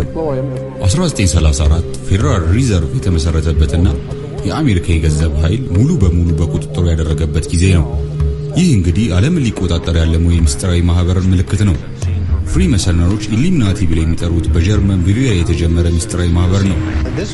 እንግዲህ ይህ ኢሉሚናቲ የሚባለው ምስጢራዊ ድርጅት የተመሰረተው መጀመሪያ በ1774 እንደ አውሮፓውያን አቆጣጠር ሲሆን ይህ የትሪያንግል ቅርጽ ያለውና ብርሃን ሲፈነጥቅበት የሚታየው ይህ ምስል የሚገልጸው ሆረስ እየተባለ የሚጠራው የግብጽ ፈርዖኖች ያመልኩት የነበረው የሰይጣን ምልክቱ ሲሆን እንግዲህ ይህ ፒራሚድ በአሜሪካ ሳይሆን በግብጽ ነው የሚገኘው። ለምን በአሜሪካ $1 ብር ላይ እንደተደረገ ማወቅ ከተፈለገ ምክንያቱ ይህ ነው። በአምልኮተ ሰይጣን ውስጥ በነበሩ የቀድሞ ግብጻውያን እምነት መሰረት ፀሐይ ጠዋት ስትወጣ እነርሱ አምላካችን የሚሉት የሰይጣን ልጅ ወይም ሰን ተወለደልን ይላሉ። ይህ እንግዲህ 666 በዚህ ዓለም በስጋ መወለዱን ወይም እንደሚወለድ የሚናገሩበት ምስጢራዊ አገላለጻቸው ነው። ስሙም እንግዲህ ሆረስ ነው ማለት ነው። በፒራሚዱም እንደሚታየው ከ13 ክፍሎች ተዋቅሮ የተሰራ ነው። ከበታች የተጻፈው በ1776 የሚለው የሚያሳየው ብዙ ሰዎች እንደሚመስላቸው ሀገሪቱ የተመሰረተበት ጊዜ ሳይሆን የኢሉሚናቲ የሚባለው ሰይጣናዊ ማህበር በአሜሪካ በግልጽ ስራ መጀመሩን ነው። ይህ ማህበር ነው እንግዲህ በአሁኑ ወቅት በሰፊው የሚታየው የኮሎምቢያ አንጃ በመባል የሚታወቀው ምስጢራዊ የፍሪ መሰነሪ ቅርንጫፍ በአሜሪካ የመሰረተው። በዚህ ሳቢያም ነው ዛሬ የምናውቃቸው ኮሎምቢያ ሙቪ፣ ኮሎምቢያ ስፔስ ሸትል ወዘተ የተባሉ የተሰየሙ ድርጅቶች የዚህ የኮሎምቢያ አንጃ ከሆኑ የፍሪ መሰነሪ ማህበር ቅርንጫፍ ስፖንሰር የተደረጉ ድርጅቶች ናቸው። ለዚህም ነው መንግስታችን በዲስትሪክት ኦፍ ኮሎምቢያ ውስጥ ነው ያለው የሚባለው። ምክንያቱም እነኚህ ሰዎች መንግስታችንን ከጀርባ ሆነው ስለሚቆጣጠሩ ነው። የምንገበያይበት ገንዘብ የሚያተሙት እነሱ ናቸው። እኛም በእነሱ ቁጥጥር ስር ነን። በዚህ ምክንያት ነው ማን ማንን ይግደል፣ ማን በማን ይገደል ሁሉም የሚፈርዱትና የሚወስኑት እነሱ ናቸው። ቀደም ብዬ እንደተናገርኩት 13 ቁጥር ለዚህ ለሰይጣናዊ ማህበራት የአምልኮ ስርዓት ውስጥ ከፍተኛ ዋጋ የሚሰጠው ቁጥር ነው።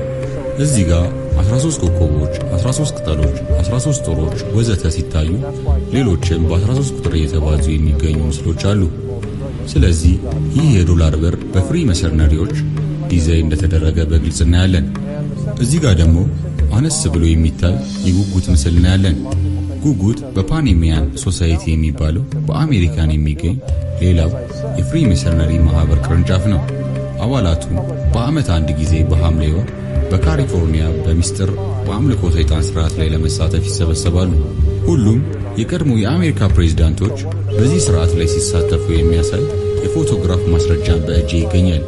የጉጉትንም ምስል የማህበራቸው መለያ ምልክት አድርገው የመረጡበት ምክንያት ጉጉት በጨለማ የማየት ችሎታ ያለው እንስሳ በመሆኑ እኛ በጨለማ ሆኖ የሌላው የዓለም ህዝብ የተደበቀ ዕውቀትና ምስጢር እኛ እናውቃለን ሲሉ ነው። Today, the Colombian faction of the Illuminati came here right after this government was formed, and that's where we get today Columbia Space Shuttle, Columbia Movies, Columbia Television, Columbia Records, everything, Columbia University. As a matter of fact, Columbia TV, Columbia Broadcasting System, CBS. What is the symbol for CBS? CLC9. And that's why our government is in the District of Columbia, because these guys own our government. They print our money, and they own not only the government, but they own you. You are their property. So, in other words, these guys print the money, they run the country, and they own you, and they own everything around it. And so they make the laws, and that's why they can decide who can kill who, and who can get away with who, and who can get away with whatever, because they make the laws and they decide. All right. As I said to you before, there are 13 layers of this pyramid. There are 13 letters in N-O-F-S, but 13 is a very important number to this secret society. There are 13 stripes, there are 13 stars here, which make up the Star of David. the 13 berries, the 13 leaves, 13 arrows. There are 32 feathers here and 33 feathers there. Everything is done in a sequence of 13. 13, of course, is based on, this is what we call Masonic symbolism. Freemasons designed this dollar bill. Everything is done in a sequence of 13, and again, I draw your attention to the fact that you have 13 stars here, which collectively make up the Star of David. There's a reason why. On the $1 bill at the top, you'll see this little image right here. But if you blow it up from an actual photograph, you'll see it as it's a little owl. It's a symbol of the Bohemian Society. The Bohemian Society meets in California on the last 2 weeks of July of every year. I have pictures showing all of the presidents, all of the living presidents, excluding the new one, but all of the living presidents at Bohemian Grove in Northern California, and they're all wearing red and black Ku Klux Klan dress type of regalia. The reason why they chose the owl is because the owl is a symbol used in Europe by secret societies, because the owl is wise, because it sees things in the dark. The implication is, of course, that's why they're where they are, because they're very brilliant and they know things that you don't know. የምስጢራዊ ስርዓታቸው ከጥንታዊ ግብፅና ከአይሁድ አጉል የጣዖት የአምልኮ ስርዓት የተውጣጣ ሲሆን በዚህ ምክንያት ራሳቸውን ጁዲክና ጅሩድ ይጠራሉ። ይህ ስርዓታቸው የጨረቃ አካሄድን መር ያደረገ ሲሆን በዓመት ውስጥ ካሉ ለይተው በሚያከብሯቸው ቀናት የሰው ልጆችን ለሰይጣን እንደመጻዋት በጎች አድርገው ለመስዋዕት የሚቀርቡት ብዙዎቹ እነዚህ ሰዎች ከልጅነታቸው ጀምሮ ለዚህ ዓላማ አስበዋቸው በሚስጥር ሲከታተሏቸውና ሲያዘጋጇቸው የነበሩ ናቸው። በዓለም ላይ በተደጋጋሚ በየጊዜው ሕፃናት ከየቦታው ይጠፋሉ፣ ተመልሰውም አይገኙም። ይህ ለምን ይሆን በማለትም ተነስቼ በአሜሪካን ስለሚጠፉ ሕፃናት ጉዳይ ለመመርመር የሚመለከታቸውን ሰዎች በማነጋገር ሰፋ ያለ ጥናት አካሂጄ ነበር። በአሜሪካን ሕግ መሰረት በማንኛውም የአሜሪካን ሆስፒታሎች ሆነ የማዋለጃ ተቋማት የሚወለዱ ልጆች በሙሉ እንደተወለዱ ናሽናል ሬጅስተር ተብሎ በሚታወቀው የሀገሪቱ ፋይል ውስጥ ተመዝግበው የየግል ፋይል እንዲኖራቸው ይገባል። ነገር ግን ብዙዎቹ እነዚህ ጠፍተው የሚቀሩት ሕፃናት እንዳልተወለዱና መንግስትም እንደማያውቃቸው በናሽናል ሬጅስተር ፋይል ውስጥም እንዳልተመዘገቡ የተደረገ የሚጠፉና ለዚህ እኩይ ተግባር ሕይወታቸውን የሚያጠፋቸው ሌሎቹ ሕፃናት ደግሞ ተሰርቀው የሚመጡት ከሶስተኛው የዓለም ክፍል ሲሆን በተለያየ በእርዳታና በጉዲፈቻ ወይንም አዳፕሽን ሰበብ በየጊዜው ከየቦታው እየተጋዙ እየመጡ በአምልኮተ ሰይጣን ስርዓት ላይ የመሰዋት በጎች ተደርገው እየተሰዉ ደማቸው በግፍ and they are used as actual blood sacrifices during these rituals because of, again, reptilians needing their blood. And they will take various organs from the sacrifices depending on what date the ritual may, what the ritual may be associated with on that date. But they will also slit the throat from the left ear to the right ear, and the blood will be gathered in a goblet, and it will be dispersed among the reptilians, and dispersed among also after that among people that have been participating in these rituals. And I was an FBI agent for 27 and a half years. At the time of my retirement, ላለፉት 27 ዓመታት የኤፍቢአይ ኤጀንት በመሆን ሳገለግል ቆይቻለሁ። ጡረታም ለወጣ አካባቢ በኤፍቢአይ ቢሮ ስር ይካሄድ የነበረው በአሜሪካ ባሉ ሰይጣን አምላኪዎች የሚፈጸሙ ወንጀሎችን እንዲያጣራ የተዋቀረ ቡድን በአዛዥነት ሆኜ መርቻለሁ። በዚህም ረገድ አስቀድሞ የተሰጠኝ ስልጠና በኤክስፐርትነት ደረጃ የሚያስቀምጠኝ ስልጠና ወስጃለሁ። በዚህም መሰረት ከተለያዩ ምንጮች በደረሰኝ መረጃዎች እንዳረጋገጥኩት በተለያዩ ሙያ ላይ ያሉ ሰዎች ዳኞች፣ ፖሊሶች፣ ጠበቆች፣ ዶክተሮች እንዲሁም በጣም የታወቁ ብዙ ሰዎች በዚህ በአምልኮተ ሰይጣን የተጠመዱ መሆናቸውን በምርመራ ደርሼበታለሁ።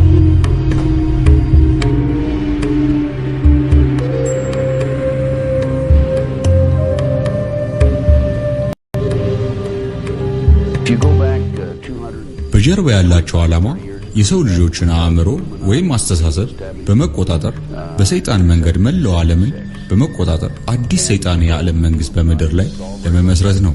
በአሁኑ ወቅት በአሜሪካ ብቻ እስከ 4 ሚሊዮን የሚደርሱ ሰይጣን አምላኪዎች መኖራቸውን በጥናት ያረጋግጫለሁ።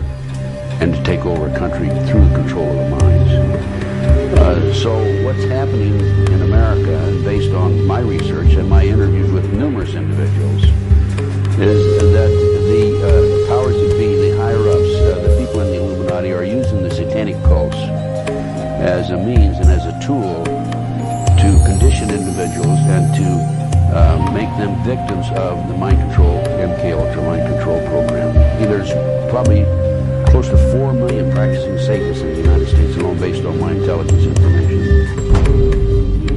ከቅርብ ጊዜ ወደዚህ ዓለምን ሊቆጣጠሩ ብለው ባለሙ ሰይጣናዊ ሚስጥራዊ ማህበራት ዙሪያ ያጠነጠኑ በርካታ ጥናቶች እንደሚጠቁሙት ማህበራቱ በአጀንዳቸው ይዘው እየተገበሯቸው ካሏቸው አስከፊ ስራዎች አንዱ የዓለምን ህዝብ ቁጥር በ5 ቢሊዮን ያህል መቀነስ ነው።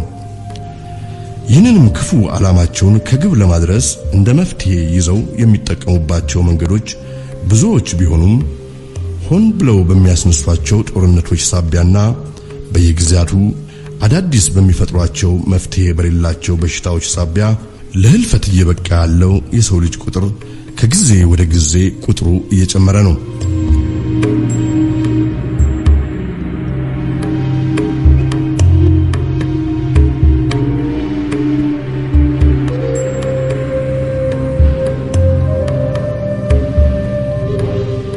በስራዬ እንዳየሁትና ብዙዎቹንም በሲአይኤ የተደረጉ ሚሽኖችን በመሪነት ደረጃም ተቀምጬ እንዳስፈጸምኩት በሲአይኤ የተሰሩትና እየተፈጸሙ ያሉ ስውር ስራዎች በሙሉ እንዴት አድርገን በሶስተኛው የዓለም ክፍል ያሉትን መንግስታትና ህዝቦችን እርስ በርሳቸው ማጋጨትና ደም ማፋሰስ እንዳለብን የሚያስችሉ ክፉ ስራዎችን በመፈጸም ላይ የተመሰረቱ ናቸው።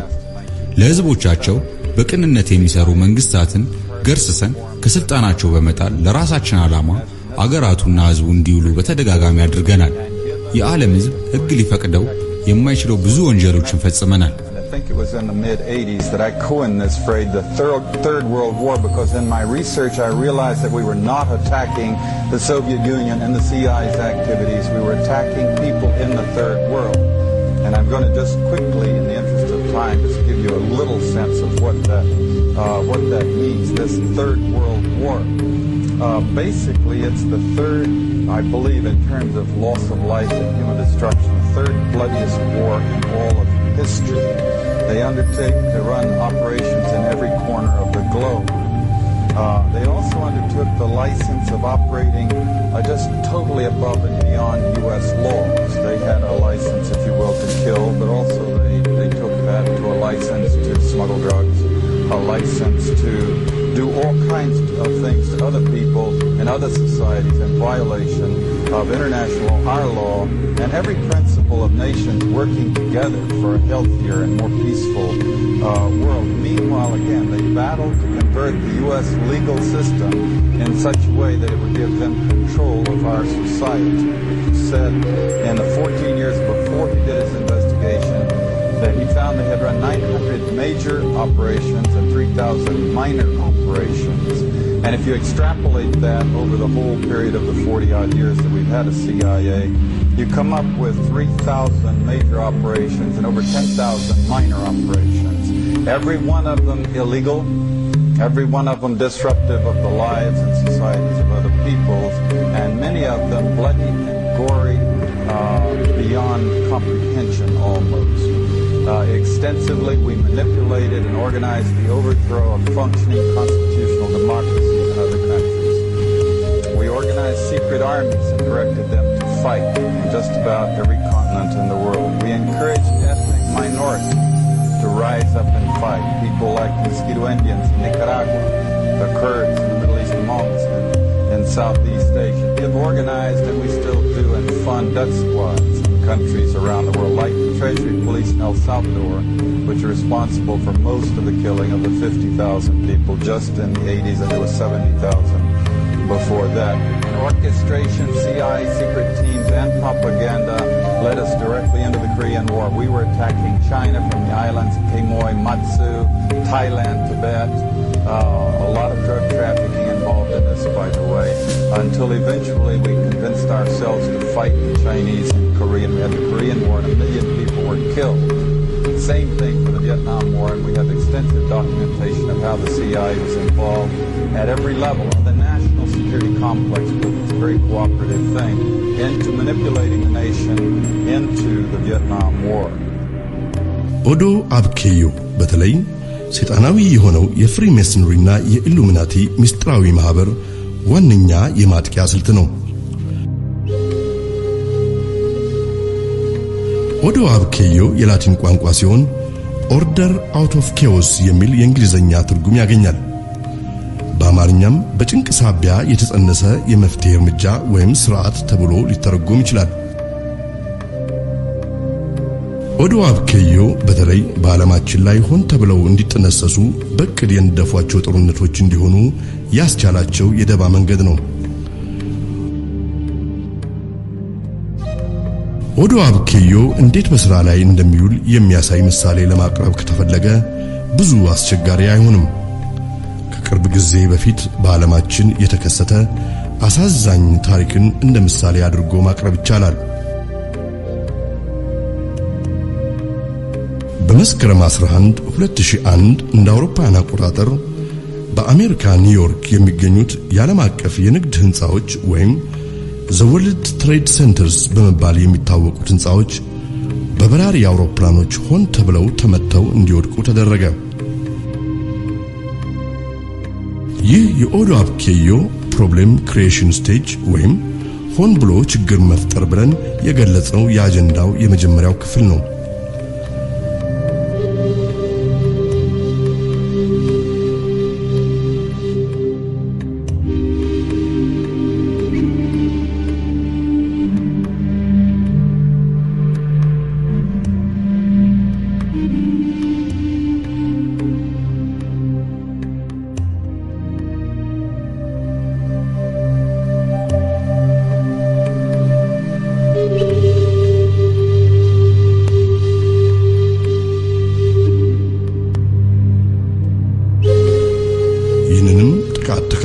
በሚስጥራዊ ማህበራቱ ቁጥጥር ስር ያሉ የዓለም አቀፍ የዜና ማሰራጫዎች በሙሉ ስለ አደጋው ትልቅነትና ጥቃቱን ፈጽመዋል ብለው ስለሰየሟቸው ቡድኖችና ግለሰቦች ምንነት በሰፊው ያናፍሱ ገቡ።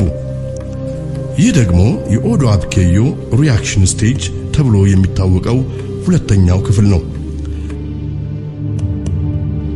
በዚህ ክፍል ሚስጥራዊ ማህበራቱ አደጋውን ሆን ብለው ከመፈጸማቸው በፊት እንዲወነጀሉ የሚፈልጓቸው የማህበረሰብ ክፍሎችን ወይም ቡድኖችን ያለ ኃጢአታቸው የሚኮንኑበት ምዕራፍ ሲሆን ይህም በመቀጠል ሊወስዱት በቅድ ነድፈውት የነበረውን አጀንዳ ያለምንም የህዝብ ተቃውሞ ከግብ እንዲደርስና እንዲተገበር የሚያስችላቸው የስልት መንገድ ነው። ሶስተኛው የኦዶ አብኬዮ ክፍል The Solution Stage የተባለው ሲሆን በዚህም ክፍል ሰይጣናዊ ሚስጥራዊ ማህበራቱ ከዚህ ሁሉ ቀድሞ የነደፉት አጀንዳ በህዝብ ፍላጎት የተወሰደ እርምጃ ተብሎ በገሃድ ያለ ከልካይና ያለ ገላጋይ በስራ ላይ እንዲውል የሚያስችል ክፍል ነው።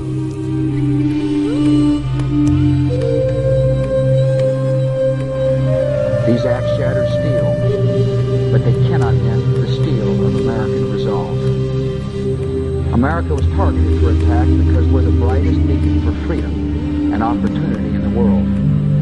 And no one will keep that light from shining. I've directed the full resources of our intelligence and law enforcement communities to find those responsible and to bring them to justice.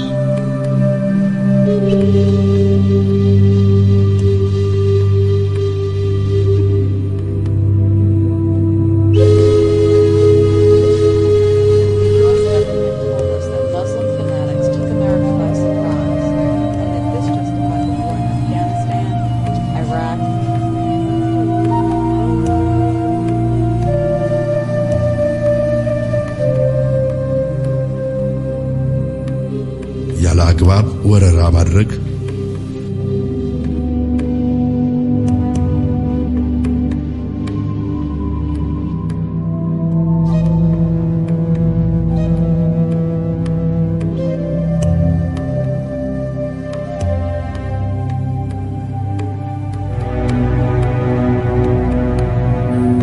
ያለ ፍርድ ማሰር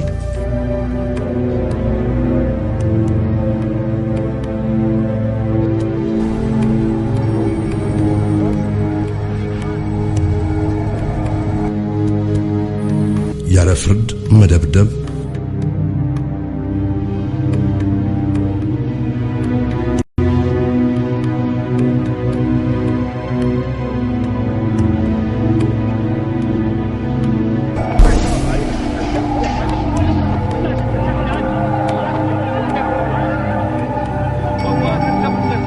ያለ ፍርድ መግደል ሁሉም በዚህ በኦዶ አብኬዮ ሶስተኛ ክፍል እንደ ትክክለኛ እርምጃ ተቆጥረው የሚተገበሩ ተግባሮች ናቸው።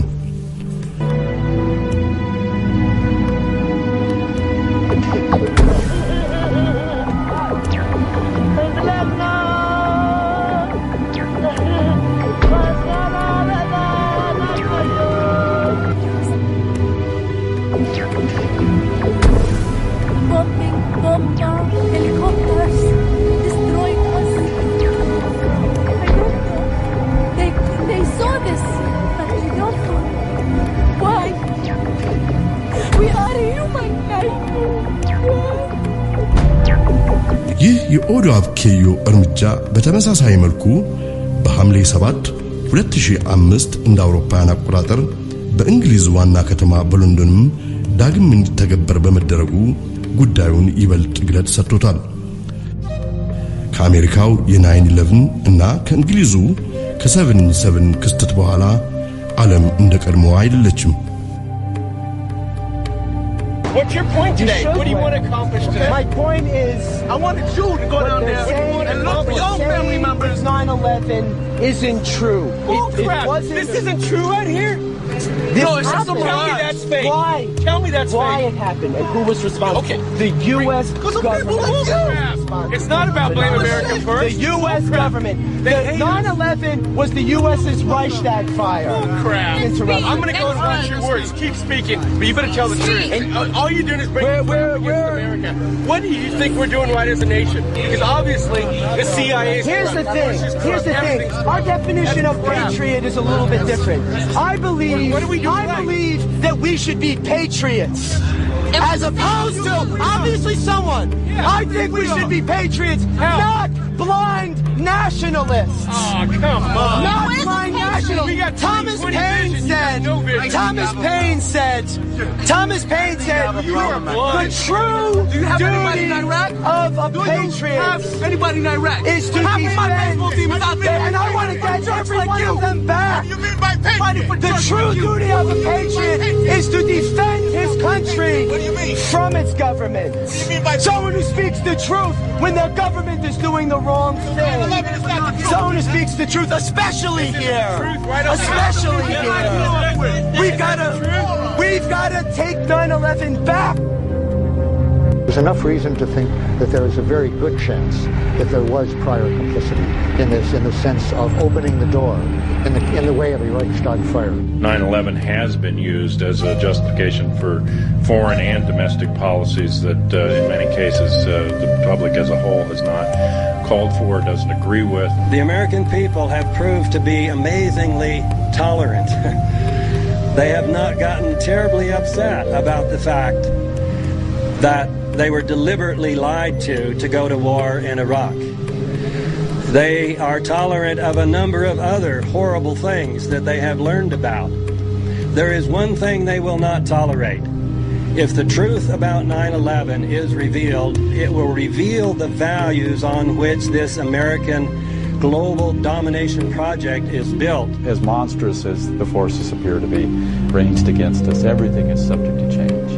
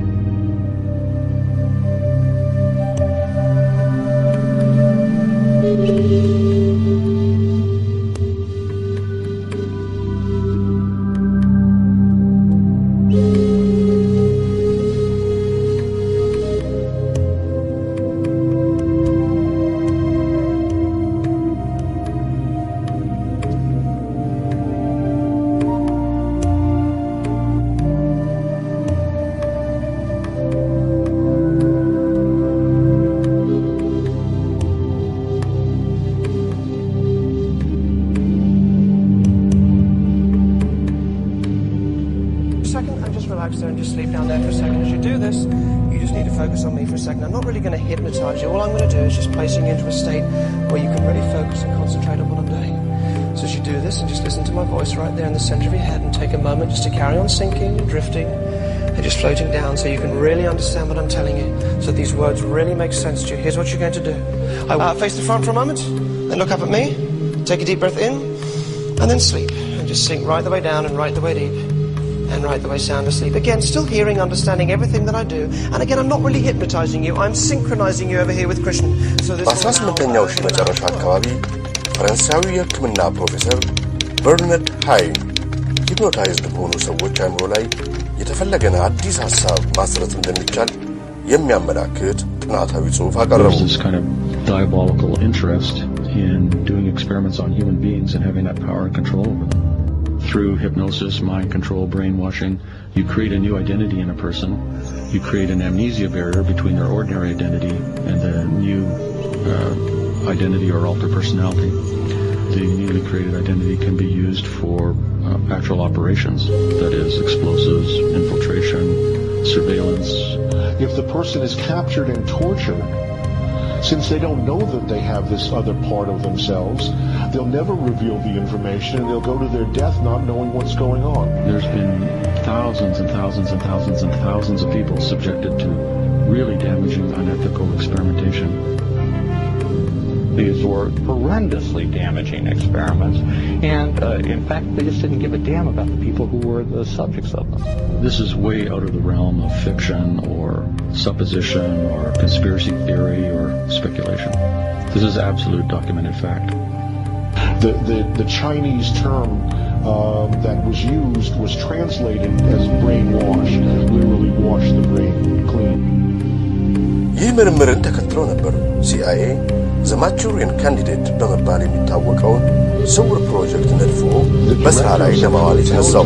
In April of 1953, Alan Dulles gave a talk in which he said that we were in a battle for the control of men's minds. That's his term.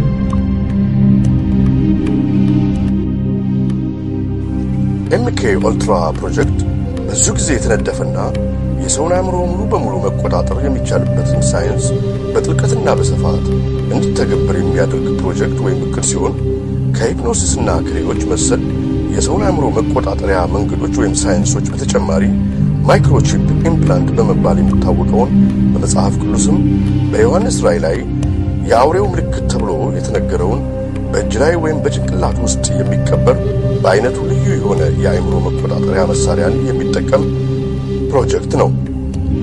ማይክሮቺፕ በሬዲዮ ሞገድ የሚታዘዝ መሳሪያ ሲሆን አንዳንዴም RFID ታግ እየተባለ ይጠራል። አስቀድሞ በእንስሳት ላይ ይደረግ የነበረ ሲሆን በአሁኑ ወቅት ግን በሰዎች ላይ እየተደረገ ይገኛል። It was to see if stimulation of the bull's midbrain could short-circuit the rage signals, stopping the bull before it reached the matador.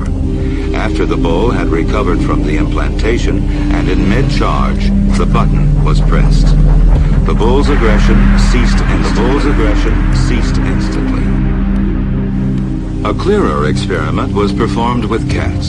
In this classic example, the hypothalamus, the rhythm maker, was implanted with electrodes. Could it be responsible not just for rhythms, but also for rage? The switch is turned.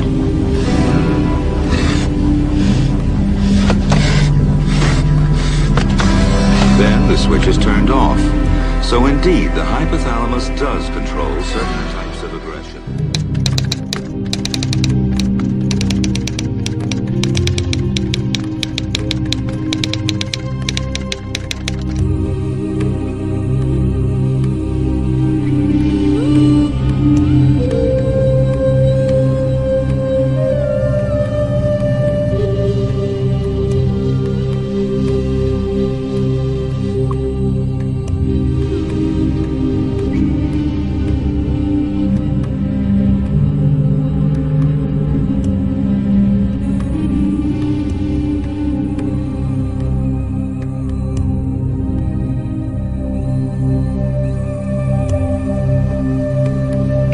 Something has to change, though. They have to find a better way to identify the bad guys, or the rest of us are going to stay home and watch the world go by on television. But we need some system for permanently identifying safe people.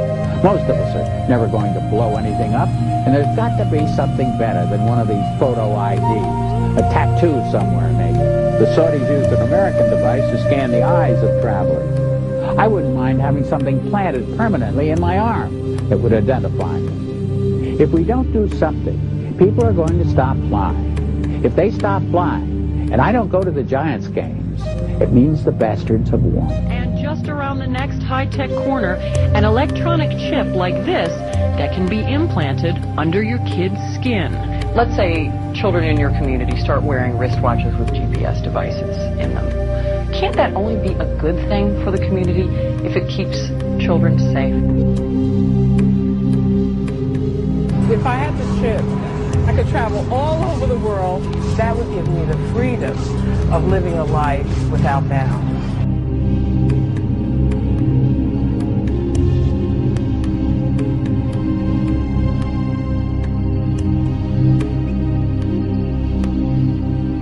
ቀደም ሲል በሂትለር ተጀምሮ የነበረውና የከሸፈው በዝርያቸው በባህሪያቸውና በተግባራቸው ከወደቁት መላእክታን ወገን በሆኑት ቡድኖች እየተሰራ ያለው ሥራ በሙሉ ዘ ኒው ወርልድ ኦርደር እየተባለ የሚታወቀው ሰይጣናዊ የዓለም መንግስትን በዚህ ዓለም እውን ለማድረግ የሚያስችላቸው የደባ ተግባር ነው።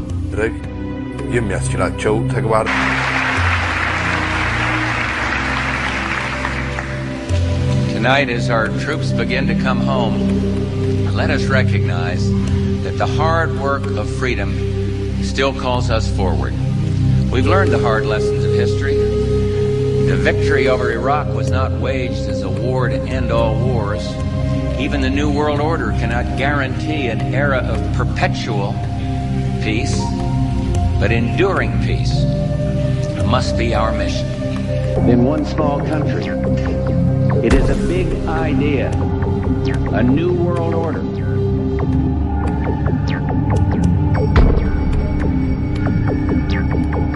And this is the best chance to begin to establish the new world order. I think even that does not describe why the world has changed so much and why the world has turned so much toward a new world order and a new kind of civilization. የዚህ ዘ ኒው ወርልድ ኦርደር ወይም የሰይጣናዊው የዓለም መንግስት መሪ በመጽሐፍ ቅዱስ 666 ወይም አውሬው ተብሎ የተሰየመው ሲሆን እሱም በአዳም ሥጋ የሚገለጸውና ፍጹም ሰው ፍጹም ሰይጣን የሆነው ፍጡር ነው። 666 በግንባሩ የሚጻፍ ታላቁ አውሬ ዓለሙን በመርዙ የሚያስት ዓለምን በመታቱ የሚያስት ዓለምን በሙሉ አስቶ ወደሱ የገቡትን በታላቅ ጭካኔ በዓለም ላይ የሚያሰማራቸው አውሬዎች ከነሹማምንቱ ይጨካኝ በሚወጣበት ሰዓት እኔ እግዚአብሔር ነኝ ብሎ ያለምንም መፍራት አፉን ሞልቶ ከሰማይ ብዙ ተአምራትን እያወረደ እሳት ከሰማይ እያወረደ ብዙ ድንቅ ተአምራትን እየሰራ ብዙ ደጋግ ተአምራትን እየሰራ ዓለምን የሚያስተው አውሬው ሐሳቡ ነው። ቀይ ዘንዶም ይላል እባብም ይላል። ይህ አውሬ በሚወጣበት ሰዓት በአንድ እጁ ጨረቃ በአንድ እጁ ፀሐይ የያዘ መስሎ በመታሃቱ ይወጣል። በዚያን ጊዜ እኔ እግዚአብሔር ነኝ የሚሰራውን ተአምራት ይህንን አይተው ብዙዎች ያምኑበታል። ፍጹምነት ደረጃ ደረሱት ያስታቸው። ትክክለኛው 666 በዓለም ፊት ከመገለጹ በፊት ግን መንገድ ጠራጊዎች የተባሉት ሐሳዊ 666ቶች በተደጋጋሚ ወደ ዓለማችን መምጣታቸው አልቀረም። We should reign in life, that there is no sin, and today we're honoring him with a symbol. Joanne de Jesus is one of several dozen members of a religious sect called Crecienda en Gracia, or Growing in Grace. They were tattooed on their arms, ankles, even their necks with 666, the biblical sign of the Antichrist. Why? Because their spiritual leader says he is the Antichrist, not the embodiment of evil, but rather the second coming. 666, Antichrist means do not put your eyes on Jesus Christ of Nazareth. Put it in Jesus after the cross. And that's you. That's me. And he says the word Antichrist is a bad translation of a word that actually means the new Christ, the second coming. Puerto Rican-born Jose Luis de Jesus Miranda founded the sect 20 years ago in a warehouse outside Miami. You receive it, you accept it, you confess it, and it's done unto you. The charismatic 61-year-old de Jesus claims millions of followers, most in Latin America. His sect does have hundreds of churches, cable TV stations, and says it brought in $1.4 million in donations last year. And he boasts of a rapidly growing presence in the United States. In an interview with us in September, he declared, I do greater things than Jesus does, much greater. Now, sporting his new tattoos, Seis, triple S. De Jesus says those expecting the second coming of Christ on a cloud with angels have misinterpreted what Jesus himself said. He said it. You won't see me anymore because he will come in another body, which is me. If somebody tells us, listen, drink some Kool-Aid and then we'll go to heaven, that's not true. We are already in heavenly places. De Jesus preaches that heaven can be found here on earth simply by following him. There's no sin and there is no hell. And that's part of why he's attracting so many followers. But marking your body with 666 seems an unusual way to show you're a Christian. The second coming of Christ. His name is Jose Luis de Jesus Miranda, but his followers call him Apostle, Dad, or simply Jesus Christ Man. He is God. He is God.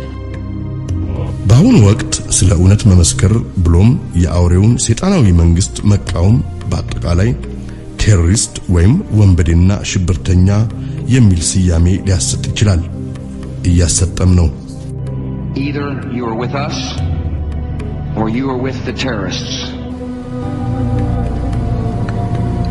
እነኚህ ለሰይጣን ያደሩ ወገኖች ከመጀመሪያውም ቢሆን መጽሐፈ ሄኖክን ከዓለም ፊት ለማጥፋት ያደረጉት ጥረት የነርሱን ምንነትና ማንነታቸውን